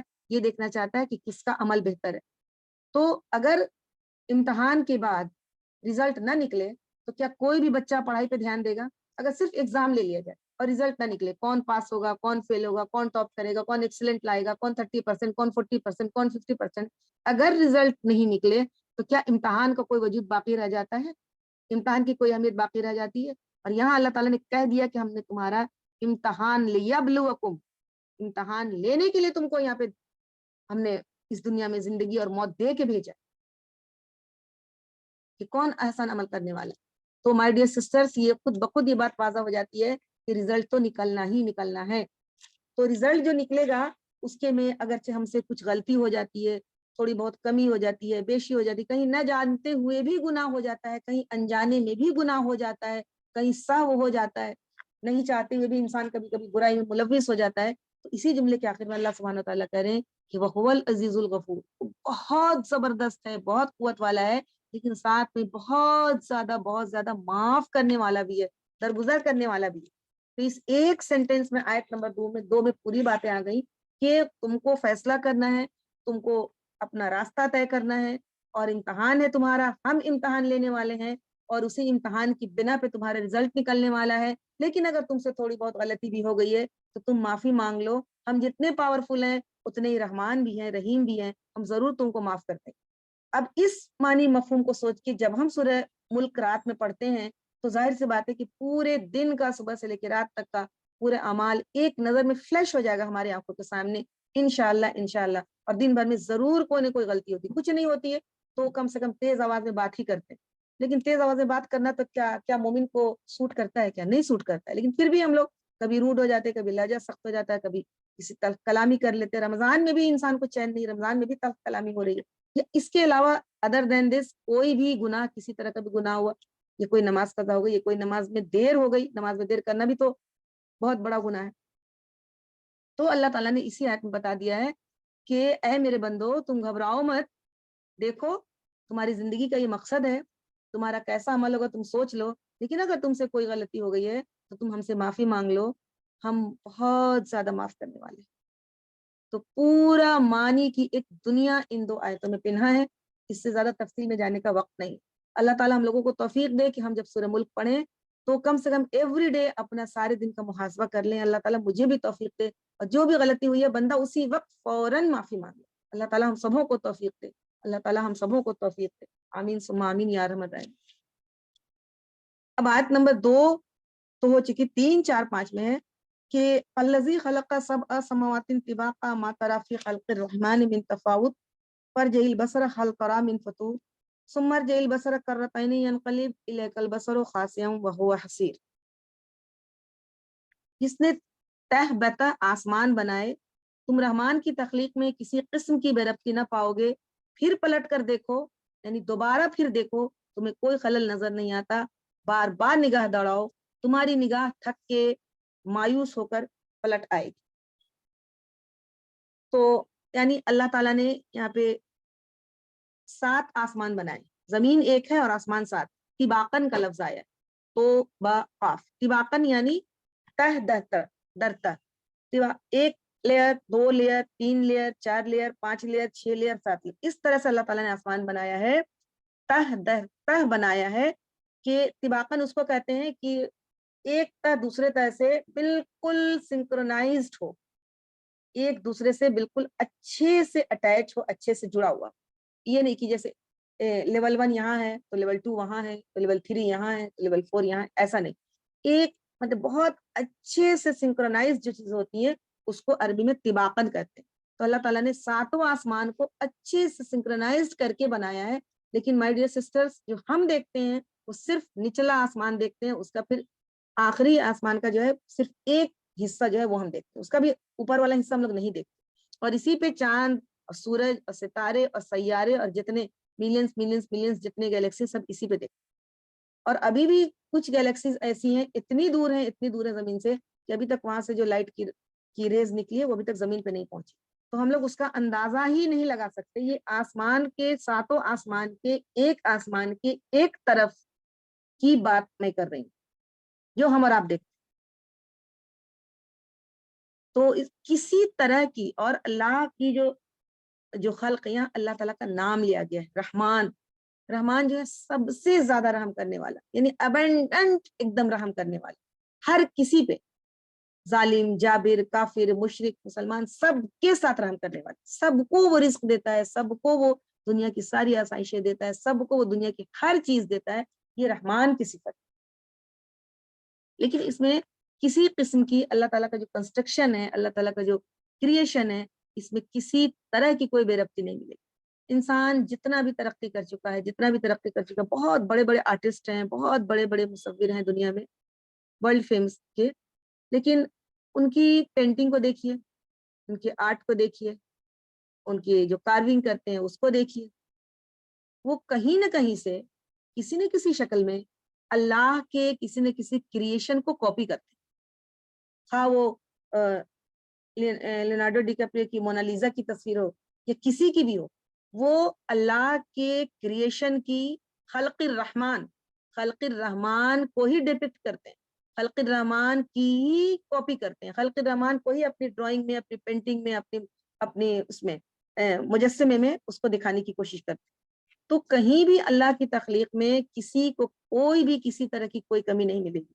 اور اس دنیا کے کارخانے میں کیا ہے کہ دنیا کا کارخانہ جتنا بھی اعلیٰ گریڈ کا ہے، جاپان کی کمپنی ہو، جرمنی کی کمپنی ہو، چائنا کی کمپنی ہو، ابھی تو چائنا بہت زیادہ ڈیولپ ہو گیا، لیکن اس کا جتنا بھی مینوفیکچرنگ ہو، اس کے جتنے بھی ہائی کوالٹی کے انجینئر ہو، ان کی چیزیں نکلتی ہیں تو اس میں ڈیفیکٹ آتا ہی آتا ہے۔ ہر چیز کو آپ دیکھیے گا کہ اے کیٹیگری کا ہوتا ہے، بی کیٹیگری کا ہوتا ہے، سی کیٹیگری کا ہوتا ہے۔ جن چیزوں میں مینوفیکچرنگ ڈیفیکٹ ہم لوگ جانتے ہیں، جیسے فریج بن رہا ہے، ٹی وی بن رہا ہے، تو مینوفیکچرنگ ڈیفیکٹ ہر کمپنی میں آتا ہے، لیکن اللہ تعالیٰ کی جو قدرت ہے، اللہ تعالیٰ کا جو کارخانہ ہے، جو ملک ہے، اس میں کبھی آپ کو کوئی ڈیفیکٹ نظر نہیں آئے گا۔ کچھ چیزیں جو آپ کو نظر آتی ہیں، جیسے کوئی انسان ہے، کسی کو اللہ تعالیٰ نے بغیر آنکھ کی روشنی کے پیدا کیا، کسی کو لنگڑا لولا پیدا کیا، کسی کو گونگا پیدا کیا، کسی کو بہرا پیدا کیا، یہ کوئی ڈیفیکٹ نہیں ہے، یہ اس کی سوچی سمجھی پلاننگ ہے، یہ اس کی حکمت ہے، یہ اس کی رضا ہے۔ وہ جو اس لیے کہ وہ جو چاہے کر سکتا ہے۔ کمپنی میں جب کوئی چیزیں بنتی ہے تو ڈیفیکٹ ہوتا کیسے ہوتا ہے؟ کمپنی والے نے ایک ہی فارمولا اختیار کیا، ایک ہی مشین اختیار کیا، ایک ہی سانچہ اختیار کیا، ایک ہی کیمیکل اختیار کیا، لیکن چیزیں جو بن کے نکلتی ہیں اس میں کچھ اے گریڈ کی نکل جاتی ہیں، کچھ بی کی نکل جاتی ہیں، کچھ سی کی نکل جاتی ہیں۔ لیکن اللہ تعالیٰ کسی کا محتاج نہیں ہے، وہ تو وہو علی کل شیء قدیر، وہ ہر چیز پہ قادر ہے، وہ چاہے تو سب کو پرفیکٹ بنا سکتا ہے، وہ چاہے تو سب کو اندھا گونگا بہرا بنا سکتا ہے، اور وہ بناتا ہے، وہ اپنی قدرت دکھاتا ہے، تو اس کے پاس کسی چیز کی کمی نہیں ہے، اور اس کے خلق الرحمان میں کسی طرح کی کوئی بے ربطی نہیں۔ انسان یہاں پہ یہ کہا گیا ارجع البصر کرتین، دوبارہ دیکھو، کسی بھی چیز کو اگر ہم پہلی بار دیکھتے ہیں تو بہت زیادہ اچھا لگتا ہے، بہت خوبصورت لگتا ہے، بہت متاثر ہے، لیکن جب بعد میں دیکھتے ہیں، غور کر کے دیکھتے ہیں، تھوڑا قریب سے دیکھتے ہیں تو اچھا نہیں کپڑا تھوڑا سا موٹا ہے، اچھا تو سوتا کا رنگ تھوڑا سا ڈفرینٹ ہے، کوئی بھی چیز کو اگر دیکھتے ہیں پہلی نظر میں دیکھتے ہیں بہت خوبصورت لگتا ہے، لیکن جب بہت قریب سے دیکھتے ہیں، بہت اطمینان سے دیکھتے ہیں، تو اس میں تھوڑی بہت کچھ نہ کچھ خامیاں ہم کو اور آپ کو بھی نظر آنے لگتی ہیں۔ مینس یہ جو نظر ہوتی ہے دوبارہ والی نظر، یہ زیادہ مائنیوٹ ہوتی ہے، تو اسی لیے اللہ تعالیٰ نے کہا کہ دوبارہ دیکھو، ارجع البصر کرتین، بار بار دیکھو، ینقلب الیک البصر، تو تمہاری نگاہ جو ہے نا وہ جو پلٹے گی، کوئی وہاں سے کچھ ریزلٹ لے کے نہیں پلٹے گی کہ ہاں کوئی خرابی ہے، کوئی خامی ہے، بلکہ تمہاری نگاہ جو ہے دیکھنے کی صلاحیت خاص یوم وہ ہوا حسیر، نامراد ہو کے، محروم ہو کے پلٹے گی، اللہ کی قدرت میں تم کو کچھ بھی خرابی نظر نہیں۔ وَلَقَدْ زَيَّنَّا السَّمَاءَ الدُّنْيَا بِمَصَابِيحَ وَجَعَلْنَاهَا رُجُومًا لِلشَّيَاطِينِ وَأَعْتَدْنَا لَهُمْ عَذَابَ السَّعِيرِ۔ اچھا ہم صرف ٹرانسلیشن پڑھ رہے ہیں اس لیے کہ ٹائم کو بھی مینٹین کرنا۔ ہم نے تمہارے قریب کے آسمان کو عظیم الشان چراغوں سے آراستہ کیا ہے، اور انہیں شیاطین کو مار بھگانے کا ذریعہ بنایا، ان شیطانوں کے لیے بھڑکتی ہوئی آگ ہم نے مہیا کر رکھی۔ آیت نمبر 5۔ تو جو آسمان پہ نیچے جو ہم کو ستارے نظر آتے ہیں، تو ستارے ٹوٹ کے گرتے ہیں، سائنس ہم کو یہ بتاتی ہے، جو لوگ جغرافی جانتے ہوں گے، کہ ستارے ٹوٹ کے گرتے ہیں، جو ہم کو جس کو شہاب ثاقب کہتے ہیں، آگ کا شعلہ، لیکن اس کا ایک تو ہے وہ ٹوٹ کے گرتا ہے، وہ بھی بالکل صحیح ہے، لیکن اس سے اللہ تعالیٰ شیطان کو مار بھگاتے ہیں۔ یہ شیطان کون ہے؟ ہم سب کو معلوم ہے کہ شیطان جو ہے جن ہے، جنوں کو اللہ تعالیٰ نے آگ سے بنایا، ہم کو اور آپ کو مٹی سے بنایا، ہم لوگ زمین میں چل پھر سکتے ہیں، ہم لوگ آسمانوں میں اڑ نہیں سکتے، جنوں کے اندر اللہ تعالیٰ نے یہ قوت ڈال کے بھیجا ہے کہ وہ بہت دور دور کا سفر پل بھر میں، منٹوں میں، سیکنڈ میں طے کر لیتے ہیں، یہ ان کی خوبی اللہ تعالیٰ نے ان کو دے کے بھیجا، تو یہ آسمان پر بھی جاتے ہیں۔ ابلیس جو تھا وہ بھی جنوں میں سے ہی تھا، تو شیطان جو ہے وہ جن ہوتا ہے، اور ان کے اندر اللہ تعالیٰ نے الگ طرح کی کوالٹی دی ہے کہ یہ ہم لوگوں کو دیکھ سکتے ہیں، لیکن ہم لوگ جنوں کو نہیں دیکھ سکتے، تو یہ کچھ ڈفرینسز ہیں انسان میں اور جن میں، لیکن اللہ تعالیٰ انسان اور جن دونوں کو جہنم میں بھی ڈالے گا اور دونوں کو جنت میں بھی ڈالے گا، یعنی یہ دونوں مخلوق اللہ کی ایسی ہے جو قابل مواخذہ ہے۔ تو یہ جن جو ہیں، یہ شیطان، یہ اوپر جاتے ہیں، اوپر عرش اللہ کا، تو وہاں پہ جو باتیں ہوتی ہیں اس کو سننے کے لیے جاتے ہیں، اور کچھ لوگ جو ہیں جو ان کو ان کے موکل ہیں یا یہ بھیجتے ہیں یا کیا کرتے ہیں، تو جن اوپر جاتے ہیں آسمان پہ، خیر، لیکن وہاں سے ان کو مار بھگایا جاتا ہے تاکہ وہاں سے کوئی بات وہ سن نہیں سکتے، جھوٹ آ کے اپنے مالک کو یا اپنے پیر کو، اپنے ولی کو جھوٹ آ کے بیان کرتے ہیں۔ جو لوگ جاتے ہیں فال نکلوانے پیر صاحب کے پاس، تو پیر صاحب بولتے ہیں کہ ہم فال نکالیں گے جمعرات کے دن یا جمعہ کے دن یا جس دن بھی، تو وہ شیطانوں کو قبضہ میں کر کے رکھتے ہیں جن کو، اور وہ جن ان کو جھوٹی خبریں لا کے دیتا ہے، اس کو کچھ تھوڑا بہت سن لیتا ہے، اور وہاں سے اس کو آگ کے شعلے سے اللہ تعالیٰ مار کے بھگاتے ہیں، اس میں کوئی شک نہیں۔ تو یہاں سے یہ بھی بات ہے کہ ہم لوگوں کو کبھی فال نہیں نکلوانا چاہیے، کسی سے اپنے مستقبل کے بارے میں نہیں پوچھنا چاہیے۔ جو مستقبل کے بارے میں پتہ لگانے کے لیے جو جن شیاطین جاتے ہیں آسمان پر، ان کو اللہ تعالیٰ آگ سے مار کے بھیجتا ہے۔ اور دوسری بات یہ جو پہلے ہم کو بتانی چاہیے تھی، وہ ہم بھول گئے، کہ زین، آسمان کو زینت بخشی اللہ سبحانہ وتعالیٰ نے۔ آسمان میں جب ستارے نکلے ہوتے ہیں تو ہم اور آپ نظر اٹھا کے دیکھیے کتنا خوبصورت آسمان لگتا ہے، اور امیجن کیجیے کہ ایک ایسا آسمان ہے جس پر کوئی ستارہ، سیارہ، چاند کچھ بھی نہیں، بالکل بلیک، اور ایک طرف آسمان ہے جس پر خوبصورت ستارے نکلے ہوئے ہیں، ستاروں کی روشنی ہے، چاند ہے، تو کیسا لگ رہا ہے؟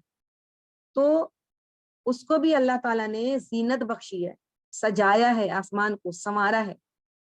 اور آسمان پہ جو ستارے ہیں، جو مصابیح کہا گیا ستاروں کو، چراغ سے اس کی تشبیہ دی گئی ہے، مثال دی گئی ہے، وہ ستارے سیارے ہی ہیں، تو اس ستارے اور سیاروں کا دو مقصد جو ہم لوگوں کو جاننا ضروری.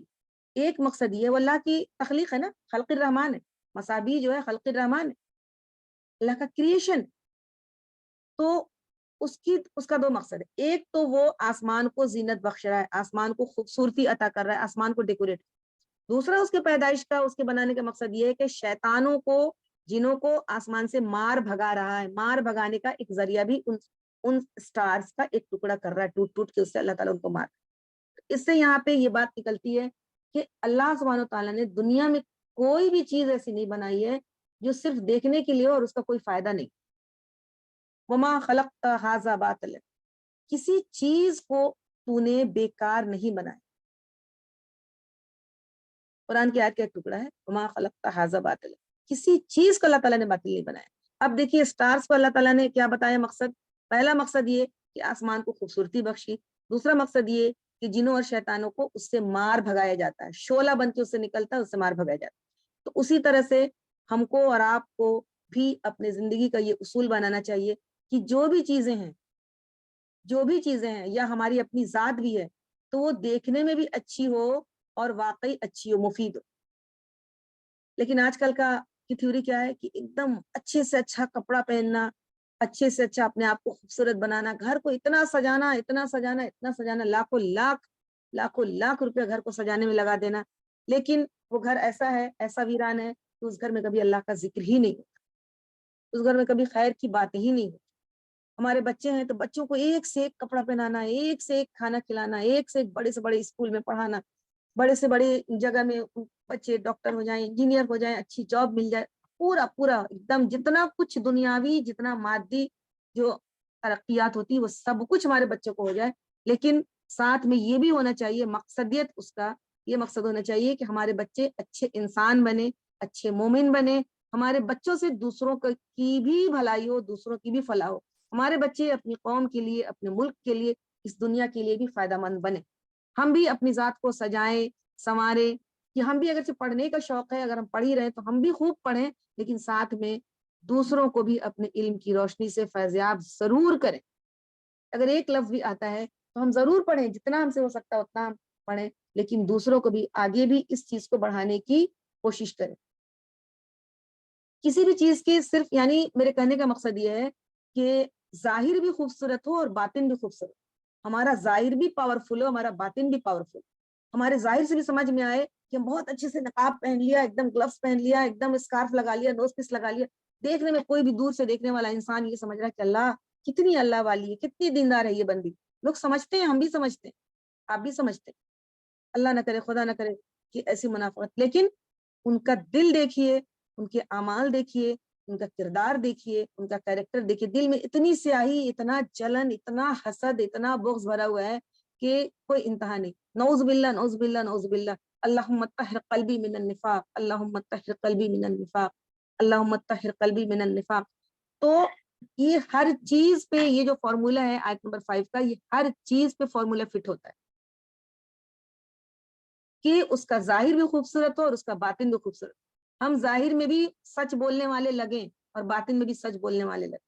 ہم ظاہر میں بھی ہمارا اخلاق اچھا ہو اور باطن میں بھی ہمارا اخلاق اچھا ہو. کبھی کبھی ایسا بھی ہوتا ہے کہ ہم کسی کو دیکھ کے یا کسی کے سامنے یا کہیں بھی بہت اچھے اخلاق کا مظاہرہ کرتے ہیں، لیکن جب گھر میں آتے ہیں تو گھر میں ہمارا اخلاق جو ہے، جو گھر میں سب سے قریبی ہمارا ہے، اسی سے تعلقات خراب ہیں، اس سے بات چیت بند ہے، اس سے آنا جانا نہیں ہے.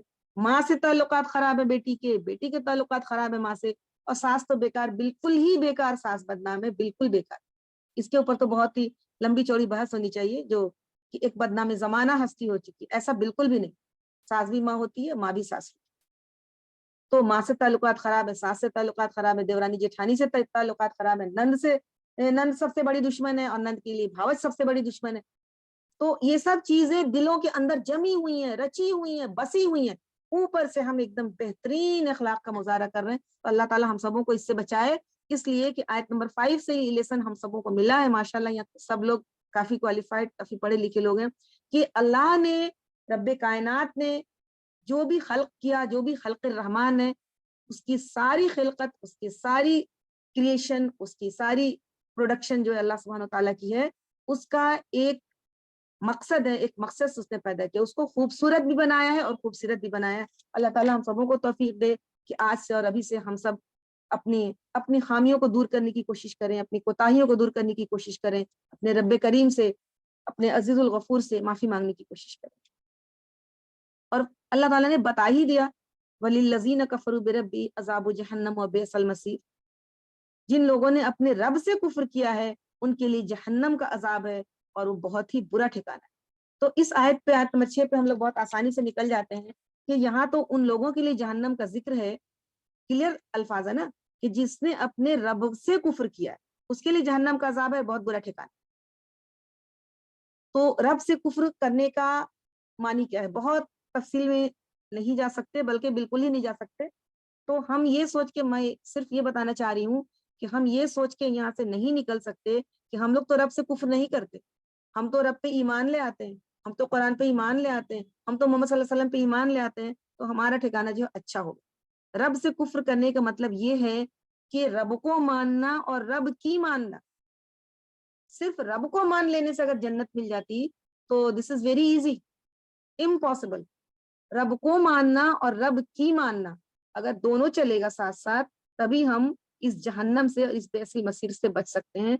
आई होप कि आप लोगों को हम समझा पाए कि इस आयत में जिस जहन्नम का, जिस अजाब का जिक्र है, उससे बचने के लिए हमको अपने रब का कुफ्र तो नहीं करना है, रब की बातों का भी कुफ्र नहीं करना है। कुफ्र के मानी होते हैं इनकार, यानी रब को मानने के साथ साथ रब की तमाम बातों को भी मानना होगा इंशाअल्लाह। अल्लाह ताला हम सबों के लिए आसान करे। आयत नंबर 7, 8, 9, जब वो उसमें फेंके जाएंगे, जहन्नम का जिक्र, इज़ा उल्क़ू फ़ीहा समिअू लहा शहीक़न वहिया, जब वो उसमें फेंके जाएंगे तो उसके दहाड़ने की हौलनाक आवाज सुने, जहन्नम के दहाड़ने की, खौलता होगा और उससे ऐसे चिंगार मारने की आवाज आएगी जहन्नम से, नौजुबिल्लाह नौजुबिल्लाह। और वो जोश खा रही होगी, शिद्दत शिद्दत गजब से फटी जा रही होगी। हर बार जब कोई अम्बोह, यानी एक ग्रुप ऑफ पीपल को एक बार डाला जाएगा, एक एक करके नहीं डाले, एक ग्रुप ऑफ पीपल को एक बार धड़ाम से डाला जाएगा उसमें। जब हर बार कोई अम्बोह उसमें डाला जाएगा तो उसके कारिंदे उससे पूछेंगे, क्या तुम्हारे पास कोई खबरदार करने वाला नहीं आया था? वो जवाब देंगे, हाँ, खबरदार करने वाला हमारे पास आया था, मगर हमने उसे झुटला दिया और कहा अल्लाह ने कुछ भी नाजिल नहीं किया है, तुम गुमराही में पड़े हुए। यानी जो आया था खबरदार करने वाला, उस खबरदार करने वाले को उन लोगों ने कहा कि तुम गुमराही में पड़े हुए हो, तुम झूठ बोल रहे हो, नौजुबिल्ला नौजुबिल्ला नौजुबिल्ला। और वो आयत नंबर 10 में है कि वो अब अफसोस करेंगे अपने आप पर। अब वो कहेंगे, काश हम सुनते या समझते तो आज इस भड़कती हुई आग के सजावारों में शामिल नहीं होते। इस तरह वो अपने कसूर का खुद इतराफ करेंगे और लानत है उन दो जख्मियों पर। फसुक़ल लिअस्हाबिस सईर। तो ये जब जहन्नम में लोगों को डाला जाएगा तो शहीद का लफ्ज आया, शीन हा काफ, यानी तेज चिंघाड़ने की आवाज, जैसे गधा जो डकारता है ना, उस तरह की आवाज। तो इसके दो मानी हो सकते हैं। एक मानी ये भी हो सकते हैं कि वो आवाज जो है जहन्नम की आवाज होगी, जहन्नम खौल रही होगी, उबाल आ रहा होगा, ये आवाज जहन्नम से आ रही है। और दूसरी बात ये भी हो सकती है कि जहन्नम में जो लोग गिरे हुए हैं पहले से, जैसे एक गुरु को डाला जा रहा है तो पहले वाला जो गुरु गिरा हुआ, तो वो जहन्नम की शिद्दत से, जहन्नम की सख्ती से वो इतना चीखे मार रहे होंगे, चीखे मार रहे होंगे, जिससे शहीद की आवाज आ रही हो, अल्लाहुम्मा अजिरना मिनन्नार, अल्लाहुम्मा अजिरना मिनन्नार, अल्लाहुम्मा अजिरना मिनन्नार। अल्लाह न करे हम लोग कभी वो शोर, वो आवाज कभी सुने परवरदिगार। अब जो पूरे ग्रुप को डाला जाएगा, तो खौलती हुई जहन्नम की या जहन्नमियों की चिंगाड़ मारने की, चिल्लाने की, चीखने की जो आवाज होगी, तो जहन्नम का जो दारोगा होगा तो वो पूछेगा कि ये इस वजह से वो नहीं पूछ रहा है कि उसको कोई नॉलेज हासिल करना, उसको सब कुछ मालूम है, बस ऐसी तस्करतन वो पूछ ले रहा है कि तुम लोगों के साथ जो यहाँ पे जहन्नम में तुमको डाला जा रहा है, तो कोई बेइंसाफी नहीं की जा रही? तुम लोगों के पास तो कोई आदमी तो गया था ना भाई, डराने के लिए, समझाने के लिए, तुम लोगों को नींद से जगाने के लिए। ये जहन नशी कराना चाह रहा है। ये बात कुरान में बार बार जहन नशी कराई जा रही है, बार बार कही गई है कि अल्लाह ताला ने जिस भी इम्तिहान के लिए दुनिया में इंसान को भेजा है, तो वो इम्तिहान इसी तरह से अलटप अल्लाह ताला इम्तिहान नहीं ले रहा। अल्लाह ताला ने ये बता दिया है अपने अंबिया को भेज कि ये राह रास्त है, और हर जमाने में अंबिया आए हैं और आखिरी नबी मोहम्मद सल्लल्लाहु अलैहि वसल्लम भी आए हैं انہوں نے کھول کھول کے بتا دیا ہے کہ یہ سیدھا راستہ ہے، یہ غلط راستہ ہے. اور انبیاء کو اللہ تعالیٰ نے کتابیں بھی عطا کی، اور آخری کتاب جو ہے جو معجزہ ہے وہ ابھی آپ کے اور ہمارے سامنے ہے. تو اللہ تعالیٰ یوں ہی الٹپ امتحان نہیں لے رہا ہے. اللہ تعالیٰ نے ساری باتیں کھول کھول کے بیان طور پہ واضح کر دیا کہ دیکھو یہ سچ ہے، یہ جھوٹ ہے، یہ صحیح ہے، یہ غلط ہے، اب تم کو عمل کرنا ہے. اب تم یہ امتحان ہے. اگر بچے کو سلیبس نہیں دیا جائے، پڑھایا نہیں جائے، سمجھایا نہیں جائے، ایسے امتحان لے لیا جائے تو ناانصافی ہوگی. تو اللہ تعالیٰ نے سارا سلیبس پرووائڈ کر دیا، ساری چیزیں انبیاء آ کے پڑھا گئے، سمجھا گئے، کر کے دکھا گئے، پریکٹیکلی کر کے دکھا گئے. اس کے بعد امتحان ہے کہ کون صحیح عمل کرتا ہے، کون غلط عمل کرتا ہے، تاکہ کوئی شخص یہ عذر نہیں پیش کرے یار ہم کو تو معلوم ہی نہیں تھا. تو وہ لوگ جواب دیں گے، اب ہم تھوڑا اسپیڈ میں چلیں گے. تو وہ لوگ جواب دیں گے کہ ہاں آئے تو تھا ڈرانے والا، لیکن ہم لوگوں نے کہہ دیا کہ ارے تم تو گمراہی میں پڑے ہوئے ہو، نعوذ باللہ تم ہی جھوٹ بول رہے ہو، تم ہی گمراہی میں پڑے ہوئے، کوئی اللہ تعالیٰ نے کسی کو بھیجا. لیکن ان کو اپنی غلطی کا اس وقت احساس ہوگا جب جہنم ان کے سامنے ہوگی، اور وہ افسوس کریں گے کاش ہم سنتے، سمجھتے تو آج اس بھڑکتی ہوئی آگ کے سزاوار نہیں ہوتے. یعنی اب ان کو اپنی غلطی کا احساس وہاں پہ جا کے ہوگا، اپنے گناہوں کو ایکسپٹ کریں گے، گناہوں کا اعتراف کریں گے، لیکن وہاں گناہ کا اعتراف کرنے سے کوئی فائدہ نہیں. اللہ تعالیٰ نے بتا ہی دیا آیت نمبر 12 میں کہ جو لوگ بے دیکھے اپنے رب سے ڈرتے ہیں یقیناً ان کے لیے مغفرت ہے اور بڑا اجر ہے. تم خواہ چپکے سے بات کرو یا اونچی آواز سے، اللہ کے لیے برابر ہے، وہ تو دلوں کا حال تک جانتا ہے. کیا وہی نہیں جانے گا جس نے پیدا کیا، حالانکہ وہ باریک بھی ہے اور باخبر ہے. تو یہ دین کا اخلاق کی یہ جڑ ہے کہ اللہ تعالیٰ کو بغیر دیکھے ہوئے ڈر. ہم لوگ کا جو ایمان ہے، جو عقیدہ ہے، عقیدے کی پوری بنیاد جو ہے غیب پہ. اللہ تعالیٰ پہ سب سے پہلا عقیدہ، اللہ کو ہم لوگوں نے نہیں دیکھا لیکن ایمان رکھتے ہیں. اللہ کے رسول بھی ہم لوگوں کے لیے غیب ہی ہے، اس لیے کہ ہم لوگوں نے آنکھوں سے نہیں دیکھا. اس وقت کے صحابہ کرام نے دیکھا تھا لیکن ہم لوگوں نے تو نہیں دیکھا تھا ان کو، تو یہ بھی ہمارے لیے غیب ہی ہے. فرشتوں کو ہم لوگوں نے نہیں دیکھا، فرشتوں پہ ایمان لاتے یہ بھی غیب ہی ہے. کتابوں پہ ایمان لاتے ہیں یہ بھی غیب ہی ہے. آخرت پہ، روز آخرت پہ ایمان لاتے یہ بھی غیب ہی. تو غیب پہ یقین رکھنا، غیب پہ ایمان لانا اور بغیر دیکھے ہوئے اللہ سے ڈرنا، تو جو لوگ یہ کام کرتے ہیں ان کے لیے ہی مغفرت ہے اور ان کے لیے ہی بہترین اجر ہے. دیکھیے اگر کہ انسان کو یہ یقین نہیں ہو کہ اللہ تعالیٰ دیکھ رہا ہے، اور یہ انسان کو اگر یہ یقین نہیں ہو کہ مر کے دوبارہ زندہ کیا جائے گا اور اس کے سارے اعمال کا حساب کتاب ہوگا، تو پوری دنیا کی زندگی میں صرف گناہ ہی گناہ کرتا رہے، کچھ بھی نہیں دیکھے، کسی کی طرف نہیں دیکھے، کچھ بھی نہیں سوچے. اس لیے اللہ تعالیٰ نے کہا کہ ان الذین یخشون ربهم بالغیب لہم مغفرۃ واجر کریم. تو غیب پہ ایمان لانا جو ہے وہ ہمارے ایمان کا، ہمارے عقیدے کی بالکل بنیاد ہے. اور کوئی بھی انسان اگر آہستہ کرے، اس سے آہستہ کوئی بولے یا زور سے بولے، وہ سب کچھ وہ سن لیتا ہے، اس کے لیے سب برابر. وہ تو دلوں کے اندر کا حال بھی جانتا ہے. ہم جو سوچتے ہیں، ابھی جو ہم سوچ رہے ہیں، ابھی جو آپ کلاس میں بیٹھی ہوئی سوچ رہی ہیں، وہ بھی اس کو معلوم.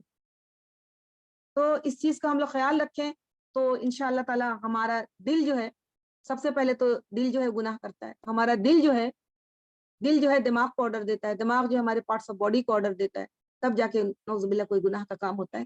تو ہمارا دل بھی انشاءاللہ تعالی مومن ہو جائے گا اور دلوں کے اندر سے بھی ہماری برائیاں نکل جائیں گی. اس آیت پہ اگر ہم غور کریں گے. اور یہاں پہ ایک سوال ہے، کیا جس نے پیدا کیا وہی نہیں جانے؟ یعنی جو کریٹر ہے، جو خالق ہے کسی بھی مشین کا، کسی پارٹ پرزے کا، یا موبائل ہے یا ٹی وی ہے یا واشنگ مشین، کوئی بھی چیز ہم لوگ بنوانے جاتے ہیں تو کہاں بنوانے جاتے ہیں؟ ارے کمپنی والے سے بنواؤ، اس کو معلوم ہے، اس نے بنایا ہے، کمپنی نے ڈیزائن کیا ہے، کمپنی نے بنایا ہے. اب اگر اس میں کوئی خرابی ہوتی ہے تو کمپنی والے بنائیں گے تو اچھے سے بنائیں. تو وہی بات یہاں پر ہے کہ اللہ تعالیٰ کریٹر ہے، اللہ تعالیٰ ڈیزائنر ہے، تو کیا وہی نہیں جانے گا؟ وہ کیسے نہیں جانے گا؟ اس کو سب کچھ معلوم ہے، اور وہ تو لطیف ہے اور خبیر ہے. خبیر یعنی اس کو کسی سے خبر حاصل کرنے کی ضرورت نہیں ہے، اس کو ہر چیز کی خبر ہے، اور لگاتار خبر ہے، مسلسل خبر ہے. ایسا نہیں ہے کہ 1 گھنٹے کی خبر ہے اور دوسرے گھنٹے کی خبر نہیں، اس کو مسلسل ہر چیز کی خبر ہے. یعنی وہ اپنی مخلوق کو کیسے نہیں جانے؟ آیت نمبر 15، 16، 17. وہی تو ہے جس نے تمہارے لیے زمین کو تابع کر رکھا ہے، چلو اس کی چھاتی پر اور کھاؤ خدا کا رزق. اسی کے حضور تمہیں دوبارہ زندہ ہو کر جانا ہے۔ کیا تم اس سے بے خوف ہو کہ وہ جو آسمان میں ہے وہ تمہیں زمین میں دھسا دے اور یکایک کی زمین جھکولے کھانے لگے؟ کیا تم اس سے بے خوف ہو کہ وہ جو آسمان میں ہے وہ تم پر پتھراؤ کرنے والی ہوا بھیج دے؟ پھر تم کو معلوم ہو جائے گا کہ میری تنبیہ کیسی ہوتی ہے، میرا ڈراوا کیسا ہوتا ہے۔ فَسَتَعْلَمُونَ كَيْفَ نَذِيرِ۔ اب یہاں پہ زمین کو ذلولن کہا گیا، وہی ہے یہاں پہ پھر اللہ سبحانہ تعالیٰ کا نام ہے، یہ وہی اسی بابرکت ذات کے بارے میں ہو رہی ہے جس بابرکت ذات کا ذکر ہم لوگ پہلی آیت سے کرتے آ رہے ہیں۔ یہاں بھی اس بابرکت ذات کا نام نہیں ہے، وہی بابرکت ذات ہے جس نے اس پوری کائنات کو بنایا، اس نے زمین کو بنائے ذلولن، تمہارے تابع، زال لام لام، یعنی تمہارے انڈر میں زمین ہے تو اس پہ تم چلو، فی مناکب، اس کے راستوں پہ۔ راستے کا بھی مطلب ہے کہ خشکی کا راستہ ہو، ہوائی راستہ ہو، دریا کا راستہ ہو، سمندر کا راستہ ہو، تم اس کے راستے میں چلو۔ وہ کلو میں رزق، اور اس کے رزق سے کھاؤ، یعنی پھل پھول، پیڑ پودے، اناج، غلہ، شہد، جو بھی ہے، اور زمین کے اندر بھی جو چیزیں ہیں وہ بھی انسان کے لیے رزق ہے۔ زمین کے اندر اللہ تعالیٰ نے کتنے لاکھوں لاکھ ملین ٹن، کہیں سونا چھپا کے رکھا، کہیں تانبا رکھا، کہیں لوہا رکھا، کہیں ہیرا رکھا، وہ سب بھی رزق ہے انسانوں کے لیے۔ تو اللہ تعالیٰ نے اس زمین کو ایسے ڈیزائن کیا کہ اگر زمین بہت سخت ہوتی تو تم اس سے اتنا زیادہ فائدہ نہیں اٹھا سکتے، زمین اگر پوری خشک ہوتی تب بھی تم اس سے پورا فائدہ نہیں اٹھا سکتے، زمین پہ اگر پورا پانی ہوتا تب بھی تم اس سے فائدہ نہیں اٹھا سکتے۔ زمین کو اللہ تعالیٰ نے انسانوں کے لیے مسخر کر دیا۔ انسان چاہتا ہے تو زمین کو کھودتا ہے، انسان چاہتا ہے تو کہیں درخت لگاتا ہے، کہیں غلے اگاتا ہے، کہیں پیڑ پودے لگاتا ہے، کہیں انسان چاہتا ہے زمین کو کھود کے وہاں پہ 20 تلہ 100 تلہ 50 تلہ بلڈنگ بناتا ہے، کہیں انسان زمین کو کھود کے کہیں پہ دریا بہاتا ہے، کہیں زمین پہ سمندر ہے، کہیں زمین پہ پہاڑ ہے، کہیں پہاڑی راستے ہیں، کہیں پلین راستہ ہے، کہیں سائیکل کا راستہ ہے، کہیں پیدل چلنے کا راستہ ہے۔ تو اس پورے زمین پہ تم چلتے ہو کس کے طفیل سے، کس کی ذات کی برکت سے؟ یہ سب کا سب اسی کے ہاتھ میں ہے۔ هو الذی، وہی ہے جس نے زمین کو ذلولن بنایا تاکہ تم اس کے راستے پہ چلتے ہو اور اس کا رزق کھاتے ہو، اور اسی کی طرف تم کو زندہ دوبارہ ہو کے جانا ہے۔ وَإِلَيْهِ النُّشُورُ، نشور مطلب زمین سے اٹھا کے زندہ کر کے پھر وہاں پہ پریزنٹ ہونا، اس کو نشور کہتے ہیں، نشد نون شین رو ہے، تو اسی کی طرف تمہارا نشور ہے۔ یہ نشور کس کی طرف ہے؟ هو الذی، کون ہے؟ جس نے زمین بنایا۔ زمین کو کیسا بنایا؟ جس پہ تم چلتے ہو، جس پہ زمین کو تم تسخیر کرتے ہو۔ کون ہے وہ؟ وہی بابرکت ذات ہے جس کے ہاتھ میں یہ ملک ہے۔ یہ پوری باتیں ہو رہی ہیں غائبانہ طور پہ ہو رہی ہیں، الذی کے بارے میں ہو رہی ہیں، اور یہ الذی کون ہے؟ یہ الذی جو ہے پروردگار ہے۔ تم کیا اس چیز سے بے خوف ہو گئے ہو کہ جو آسمان میں ہے یعنی اللہ تعالیٰ جو زمین میں تم کو دھسا دے اور زمین کا یک جھکولے کھانے لگے؟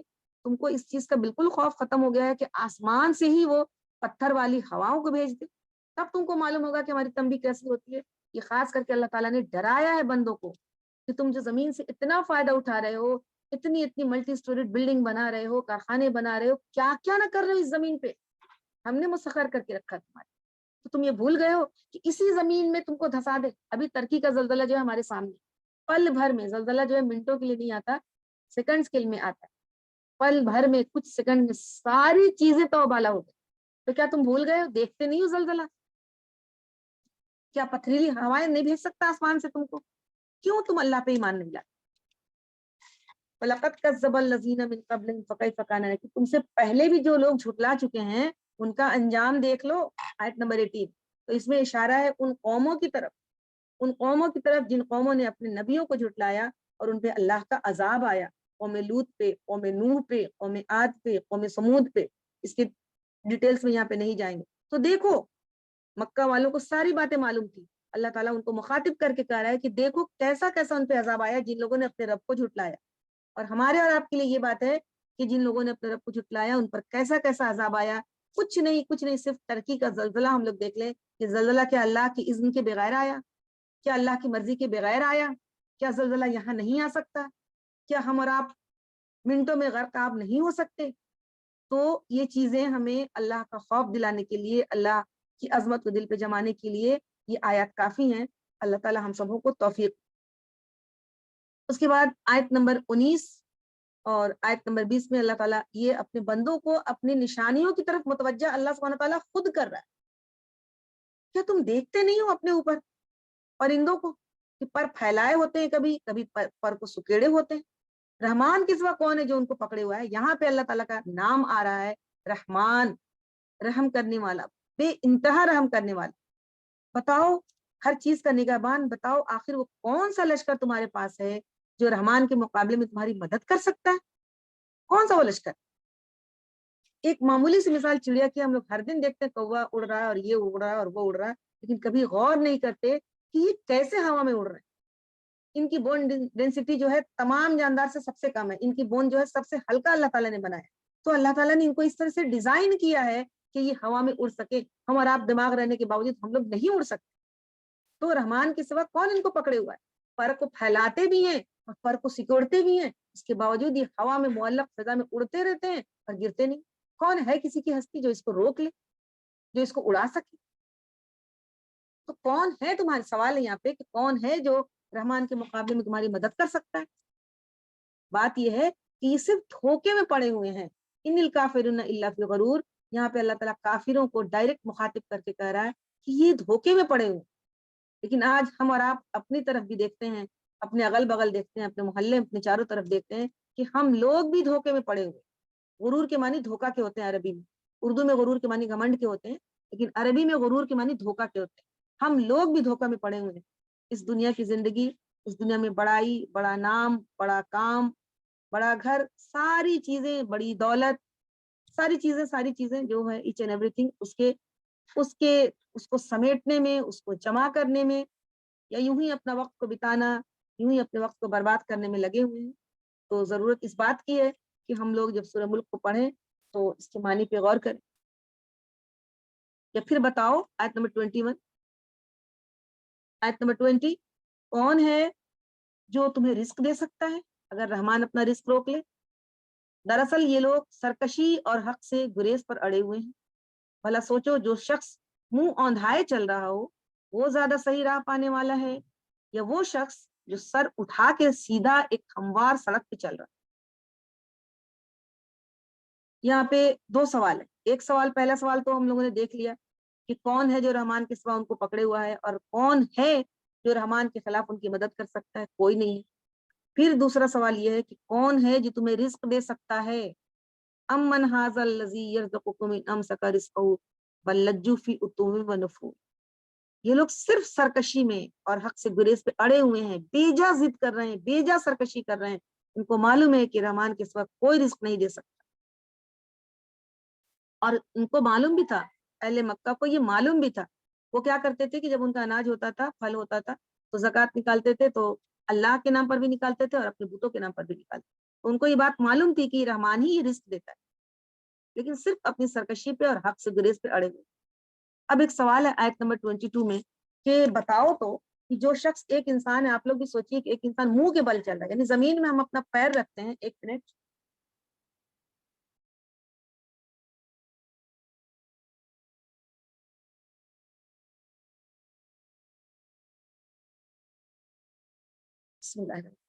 जमीन में हम अपना पैर रखते हैं, एक कदम उठाते हैं, फिर दूसरा कदम उठाते हैं, तो हम ऐसे चलते हैं।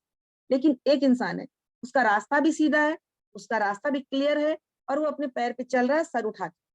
बगल में एक इंसान है कि वो पैर नहीं उठा रहा है, पैर उठाने की जगह पे मुंह को, अपने मुंह को जमीन में सटाए हुआ है, और मुंह के बल मुकिब्बन अला वजह, वजह के मानी चेहरा होता है, अला वजह, अपने चेहरे पे चल रहा है। चेहरे को अपने कदम बनाए हुआ है, चेहरे को घिसटा के चल। ये दो इंसान है, मिसाल अल्लाह ताला ने दिया और सवाल किया है हमसे और आपसे कि दोनों में कौन सही रास्ते पे चल रहा है, जरा तुम बताओ। कितनी मामूली मिसाल है, एक छोटा बच्चा भी इस मिसाल को देख के, इस मिसाल को सुन के छोटा बच्चा भी ये जवाब दे देगा कि वो इंसान जो सीधा चल रहा है, जिसका रास्ता भी सीधा है, चल भी रहा सीधा खड़े होके, यानी उसके चलने का तरीका जो है सीधा खड़ा होके पैर से चल रहा है, और उसका जो रास्ता है, रास्ता भी सीधा है। अला वजही अहदा, सीधा वो चल रहा है। और दूसरा इंसान जो अपने मुंह के बल चल रहा है, तो बच्चा भी यही बोल देगा कि ये इंसान जो है ये सीधे रास्ते पर है, ये इंसान जो है ये सही है, ये इंसान जो है इसका तरीका सही। تو اللہ تعالیٰ نے یہ مثال دیا ہے. مثال جو بندہ منہ کے بل چل رہا ہے اس کی مثال ایسی ہے کہ ہم اپنے باپ دادا کی بات، پرانے رسم و رواج کی بات، اپنے آبا و اجداد کی بات، کسی نے جو کہہ دیا، ہمارے دوستوں نے جو کہہ دیا اس پہ چل رہے ہیں، ہمارے کلیگ نے جو کہہ دیا اس پہ چل رہے ہیں، ہمارے اگل بغل جو لوگ ہیں جو جیسا کر رہے ہیں ویسا ہم بھی کر رہے ہیں. یعنی کوئی راستہ کلیئر نہیں، کوئی راستہ اس کے پاس کلیئر نہیں ہے، بس دوسروں کی پیروی کرنی ہے. اپنے عقل سے، اپنی بینائی سے کوئی کام نہیں لینا. کائنات میں ہر طرف اللہ کی نشانیاں پھیلی ہوئی ہیں جو توحید کی گواہی دے رہے، جو بتا رہی ہیں کہ یہ کائنات اس بہت ہی عظیم پاورفل ہستی کا بنایا ہوا ہے. اور یہ دل و دماغ بھی اللہ سبحانہ تعالیٰ کا ہی دیا ہوا ہے کہ انسان اس کو سوچے، اس کا استعمال کرے. تو اس کا استعمال نہیں کر کے جو بولا اس کے پیچھے چلتے جا رہے. اس کی مثال ایسی ہے جو بندہ منہ کے بل چل رہا ہے، اور وہ انسان جو اللہ کو مان کے، اللہ کے رسول کو مان کے، اللہ کی کتاب کو مان کے، رسول کے بتائے ہوئے راستے پہ سیدھا چل رہا ہے اپنے قدموں سے. تو دونوں میں کون بہتر ہے؟ یہ سوال ہے. سوال یہ انداز ہے، یہ قرآن کا انداز ہے، اللہ سبحانہ تعالیٰ کا انداز ہے. اللہ تعالیٰ سوال کرتا ہے باتوں کی کو اہمیت کے ساتھ ہمارے اور آپ کے دماغ میں جاگزی کرنے کے لیے. آیت نمبر 23، ان سے کہو اللہ ہی ہے جس نے تمہیں پیدا کی، تم کو سننے اور دیکھنے کی طاقتیں دی، اور سوچنے سمجھنے والے دل دیے، مگر تم کم ہی شکر ادا کرتے ہو. یعنی اللہ تعالیٰ نے یہاں پہ انسان کو بہت ساری نعمتیں دی. ابھی تک تو کائنات میں جتنی ساری نعمتیں ان کا ذکر ہو رہا تھا مختصراً. یہ کائنات اللہ نے بنائی، بیدہ الملک، اور آسمان بنائے، سبع سماوات طباقہ بنایا، زمین بنائی، زمین کو ذلولاً بنایا. اب اللہ تعالیٰ انسان کی اپنی ذات میں جو اللہ کی نعمتیں ہیں اس کی طرف بندوں کو متوجہ کر رہا ہے پروردگار، کہ وہی تو ہے جس نے تم کو سننے کی طاقت دی اور دیکھنے کی طاقت دی، دو چیزیں، اور سوچنے سمجھنے والا دل دیا، افئدہ. لیکن تم لوگ شکر کہاں ادا کرتے؟ شکر تو سننے کا شکر کیسے ادا کریں، دیکھنے کا شکر کیسے ادا کریں، اور اللہ نے جو دل دیا ہے اس کا شکر کیسے ادا کریں. اس کو مختصراً ہم دیکھتے ہیں کہ اب سننے کا شکر کیسے ادا نہیں کر سکتے کہ اللہ تعالیٰ آپ نے کان دیا آپ کا شکر ہے، یا اللہ تعالیٰ آپ نے کان دیا، آنکھ دیا آپ کا شکر ہے، یا اللہ تعالیٰ آپ نے دل دیا آپ کا شکر ہے. نہیں، ایسا نہیں. شکر ادا کرنے سے مراد اللہ سبحانہ تعالیٰ کا یہ ہے کہ ہم اپنے دیکھنے کی صلاحیت کا، اپنی آنکھوں کا، اپنے دیکھنے کی قوت کا استعمال اس طریقے پہ کریں، اس انداز پہ کریں جس طریقے سے ہمارا رب راضی ہو. ہم اپنے سننے کی طاقت کا، اپنی سننے کی صلاحیت کا، اپنے کانوں کا استعمال اس انداز سے کریں کہ جس میں ہمارا رب راضی رہے، ہمارا پروردگار راضی رہے، جو اللہ کے بتائے ہوئے طریقے کے مطابق ہو، اللہ کے رسول کے بتائے ہوئے طریقے کے مطابق.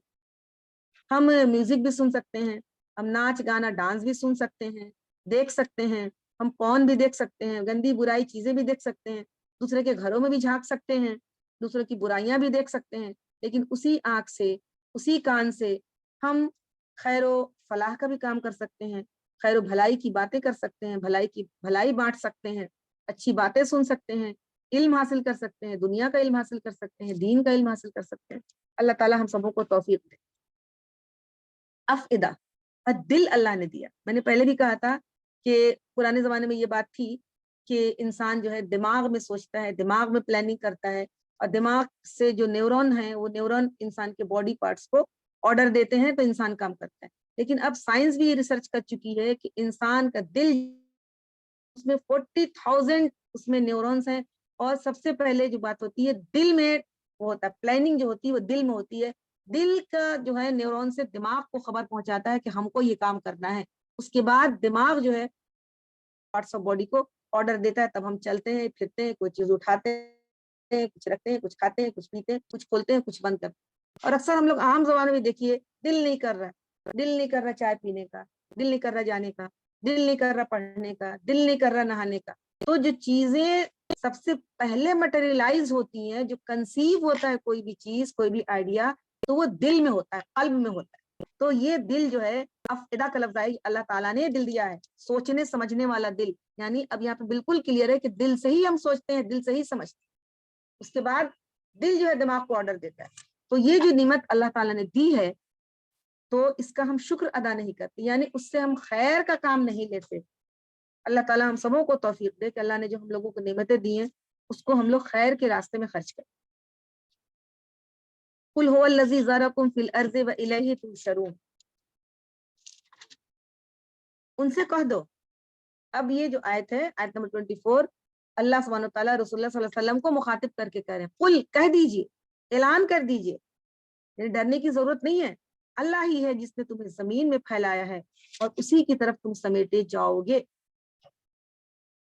یعنی اب ان کو آپ اعلان کر کے کہہ دیجئے، یہ کفار مکہ سے اللہ تعالیٰ، کفار مکہ سے کی جو چیمے گوئیاں ہو رہی تھی، ان کا جو فساد، ان کا جو فتنہ چل رہا تھا، اس کے بارے میں اللہ تعالیٰ نے کہا، اللہ نے بتایا رسول اللہ صلی اللہ علیہ وسلم کو کہ آپ ان کو کہہ دیجئے کہ اللہ نے ہی تم کو بنایا ہے، پوری زمین میں پھیلایا ہے، اسی کی طرف اٹھائے جاؤ گے۔ تم کو جتنا چیمے گوئیاں کرنا کر لو، تم کو جتنا غیر ضروری باتیں کرنی کر لو، اس سے کچھ ہونے والا نہیں ہے۔ یہ جو ہے یہ لاسٹ بات، وہ لوگ کہتے ہیں، یعنی کفار مکہ کہتے تھے، وہ لوگ کہتے ہیں اگر تم سچے ہو تو بتاؤ یہ وعدہ کب پورا ہوگا؟ کہو اس کا علم تو اللہ کے پاس ہے، میں تو بس صاف صاف خبردار کر دینے والا ہوں۔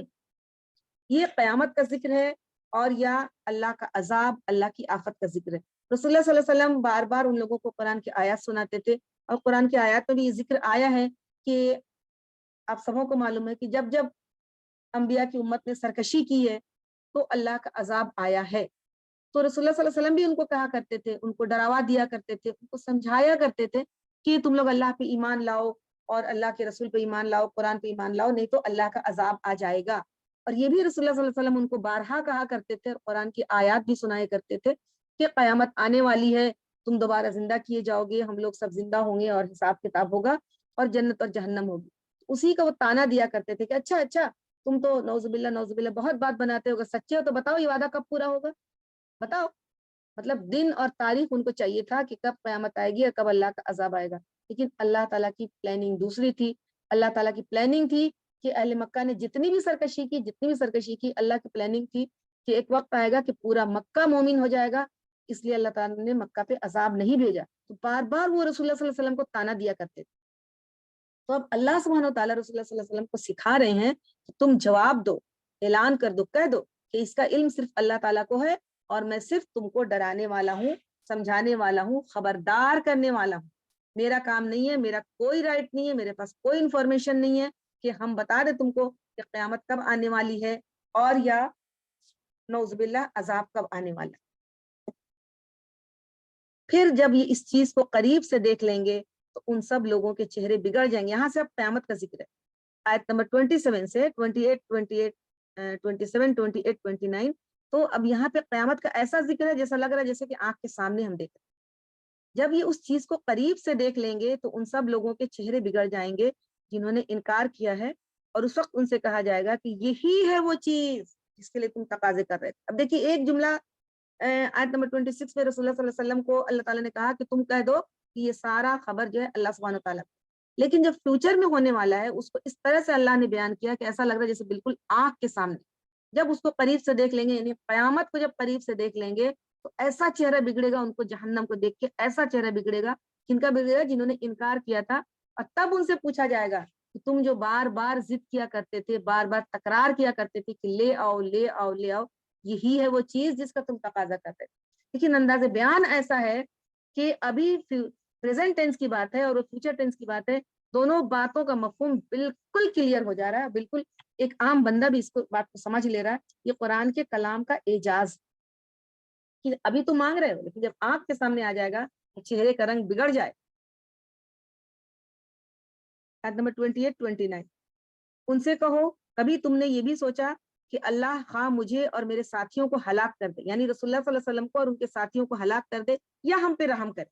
دو آپشن ہے، کافروں کو دردناک عذاب سے کون بچائے؟ ان سے کہو یعنی اعلان کر دو، ان کو بتا دو کہ وہ بڑا رحیم ہے، بہت رحم کرنے والا ہے، ہم تو اسی پہ ایمان لائے ہیں، اسی پہ ہمارا بھروسہ ہے۔ لیکن تم کو ضرور بہت جلدی معلوم ہو جائے گا کہ گمراہی میں کون ہے۔ یہ بالکل دو ٹوک بات ہے۔ یہ جو آیت نمبر 28 ہے نا، تو وہ کیا کیا کرتے تھے کہ ہم نے شروع میں بھی بتایا تھا انٹروڈکشن میں کہ رسول اللہ صلی اللہ علیہ وسلم کو نعوذ باللہ بد دعائیں دیا کرتے تھے، तंत्र मंत्र किया करते थे, जादू भी उन लोगों ने किया था, और उनके सहाबा कराम को तरह तरह की अजियतें दिया करते थे। हद है कि कत्ल का प्लानिंग भी हो गई थी, कत्ल की, कि रसूलुल्लाह सल्लल्लाहु अलैहि वसल्लम को कत्ल करना, ये सब कुछ किया करते थे। तो ये खबर तो थी अल्लाह सुब्हानो तआला को।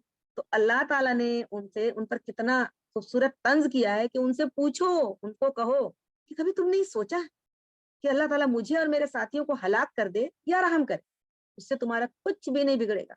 वो रसूलुल्लाह सल्लल्लाहु अलैहि वसल्लम की हलाकत की दुआएं किया करते थे उनके साहबे कराम के लिए कि नौजुबिल्ला ये हो जाए, वो हो जाए। तो अल्लाह सुब्हानो तआला सिखा रहे हैं अपने प्यारे रसूल को कि उनसे कहो कि अगर अल्लाह ताला हमको, हमारे साथियों को हलाक कर दे या रहम करे हमारे ऊपर अपनी निमत भेजे, लेकिन तुमको उस दर्दनाक अजाब से कौन बचाएगा? कभी तुमने सोचा है सीरियसली? और उनसे ये भी कह दो, ए मोहम्मद, तुम उनसे ये भी कह दो, वो रहमान, वो तो रहमान है, बहुत ज्यादा रहम करने वाला है। रहमान का लफ्ज आया है, यहाँ भी आया है, एक बार पहले भी आया है, और एक बार शुरू में आया है खल्क़िर रहमान। तो रहमान का लफ्ज इसमें, इस सूरह में 3 जगह आया है। रहमान का लफ्ज यहाँ आने के लिए की एक बहुत बड़ी वजह है कि उन लोगों को, कुफार मक्का को, रहमान के नाम से बहुत सख्त चिढ़ थी। वो जब रसूलुल्लाह सल्लल्लाहु अलैहि वसल्लम ने कभी जिक्र किया रहमान का, किसी आयत में रहमान का जिक्र आया, तो वो कहते थे कि अरे तुम अभी तक तो अल्लाह अल्लाह किया करते थे, नऊजुबिल्लाह, वो कहा करते थे कुफार मक्का, अभी तक तो तुम अल्लाह अल्लाह किया करते थे, ये रहमान कहाँ से आ गया? ये कितने अल्लाह ताला है तुम्हारे? वो इस चीज को मानने के लिए तैयार नहीं थे कि रहमान जो है अल्लाह ताला की सिफत है। इसलिए इस यहाँ पे खुसूसी तौर पे उनको चेतावनी देने के लिए, उनको उनके इंजार के लिए, उनको डराने के लिए, उनको शर्मिंदा करने के लिए अल्लाह ताला ने कहा कि ए मोहम्मद, तुम ऐलान कर दो कि ये वही रहमान है जिससे, जिसके नाम से तुमको नफरत है, वही रहमान है। हम तो उस पे ईमान ले आए, हमने तो उस पर तवक्कुल किया, हम हमारा हमको तो पूरा इत्मीनान है, हमको तो पूरा हमारे कल्ब को सुकून है, हमारा उसी रहमान पे ईमान है जिससे तुमको नफरत है। लेकिन तुमको अन करीब मालूम होने वाला है, तुम जान जाओगे, यू विल नो कि गुमराही में कौन है, अंधेरे में कौन है, गलत कौन, ये तुमको मालूम हो जाएगा। क्लियर यहाँ पे बात हो गई। और आखिरी जो आयत है, आयत नंबर 30, इसमें अल्लाह सुब्हानो तआला कह रहे रसूलुल्लाह सल्लल्लाहु अलैहि वसल्लम को, ये सवाल अल्लाह सुब्हानो तआला ने उठाया है और अपने प्यारे रसूल को सिखाया है कि ये सवाल तुम उनके सामने रखो। कुफार मक्का में बहुत सारे पढ़े लिखे लोग भी थे, बहुत सारे माने काबिल लोग भी थे। तो अल्लाह ताला ने कहा कि ये सवाल उनके सामने रखो जो किसी तरह से इस बात को मानने के लिए तैयार नहीं है कि अल्लाह एक है, वही रहमान है, वही रहीम है, मोहम्मद सल्लल्लाहु अलैहि वसल्लम उसके रसूल हैं, और ये किताब अल्लाह की किताब। तो उनसे बस एक सवाल उनके सामने रखो, और ये सवाल हमारे और आपके सामने भी है।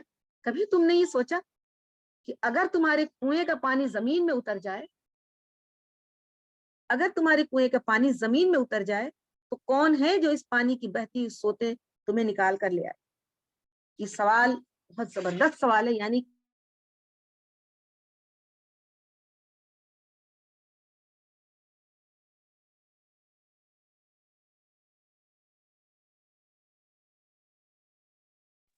आवाज नहीं आ रही है निर्मल की। तो फिर इबादत का मुस्तहक कौन? इबादत का मुस्तहक क्या तुम्हारे वो माबूद जिनको तुमने खाने काबा में सजा के रखा है, 360 बुतों को, क्या वो पानी जमीन से लाके दे देंगे? क्या वो कोई कुदरत रखते हैं? क्या उनके पास कोई भी कैपेसिटी, कोई भी सलाहियत है? तुम अपने जमीर से पूछो। उनके जमीर को झंझोड़ा जा रहा है, अपनी जमीर से पूछो कि जो तुम गुमराह हो रहे हो, अल्लाह को एक नहीं मान रहे हो, अल्लाह के साथ इतने बुतों को शरीक कर रहे हो, सारा झगड़ा इसी का। तो ये पानी अगर खुश्क हो जाएगा, तो ये पानी क्या तुम्हारे बुत ला के देंगे? ये कौन ला के देगा? ये तुम्हारे पीर साहब ला के देंगे? कौन ला के देगा? तो फिर इबादत का मुस्तहक सिर्फ और सिर्फ वही है, तुम्हारे माबूद नहीं है। तुम्हारे माबूद के पास कोई कुदरत नहीं है जो उस पानी को जारी करे। तो तुम अपने जमीर से पूछो, अपने ईमान को ताजा करो, गौर करो, अपने जमीर को जिंदा करो कि जो रहमान, वो रहमान जिस पे हम ईमान ले आए, जिस पे हमने तवक्कुल किया, वही इस पानी को ला सकता है। तो इबादत का मुस्तहक भी वही है कि हम उसकी इबादत करें और तुम उसकी इबादत। तो माय डियर सिस्टर्स, ये आयत नंबर 1 to 30 का बहुत ही मुख्तसरन हमने किया है, इसलिए कि 1.5 घंटे का सेशन था और हमने कुछ 2-3 मिनट ज्यादा ही ले लिया। और आप लोग माशाल्लाह इसको पढ़ेंगी तो एक नई लाइट में आपको खुद भी बहुत सारे मानी और मफहूम आपको खुद ब खुद समझ में आने लगे। है कि हम लोगों ने जो भी सुना या समझा या समझाया, बोथ आर इक्वल, پڑھا یا پڑھایا both are equal. ہم لوگ جو ہیں پہ موجود ہوئے ہیں. اللہ تعالیٰ آج کے سیشن کو ہماری زندگی کے بدلنے کا ذریعہ بنا دے. اللہ تعالیٰ ہمارے دلوں کو سمجھنے کا کہ ہمارے دل بھی سمجھنے والے دل ہو جائیں, سمجھنے والا بنا دے, اور ہم سبوں کو اللہ تعالیٰ ان لوگوں میں شامل کرے جن کے لیے بہترین اجر ہے. آمین ثم آمین یا ارحم الراحمین. وما علینا الا البلاغ. جزاکم اللہ خیرا کثیرا.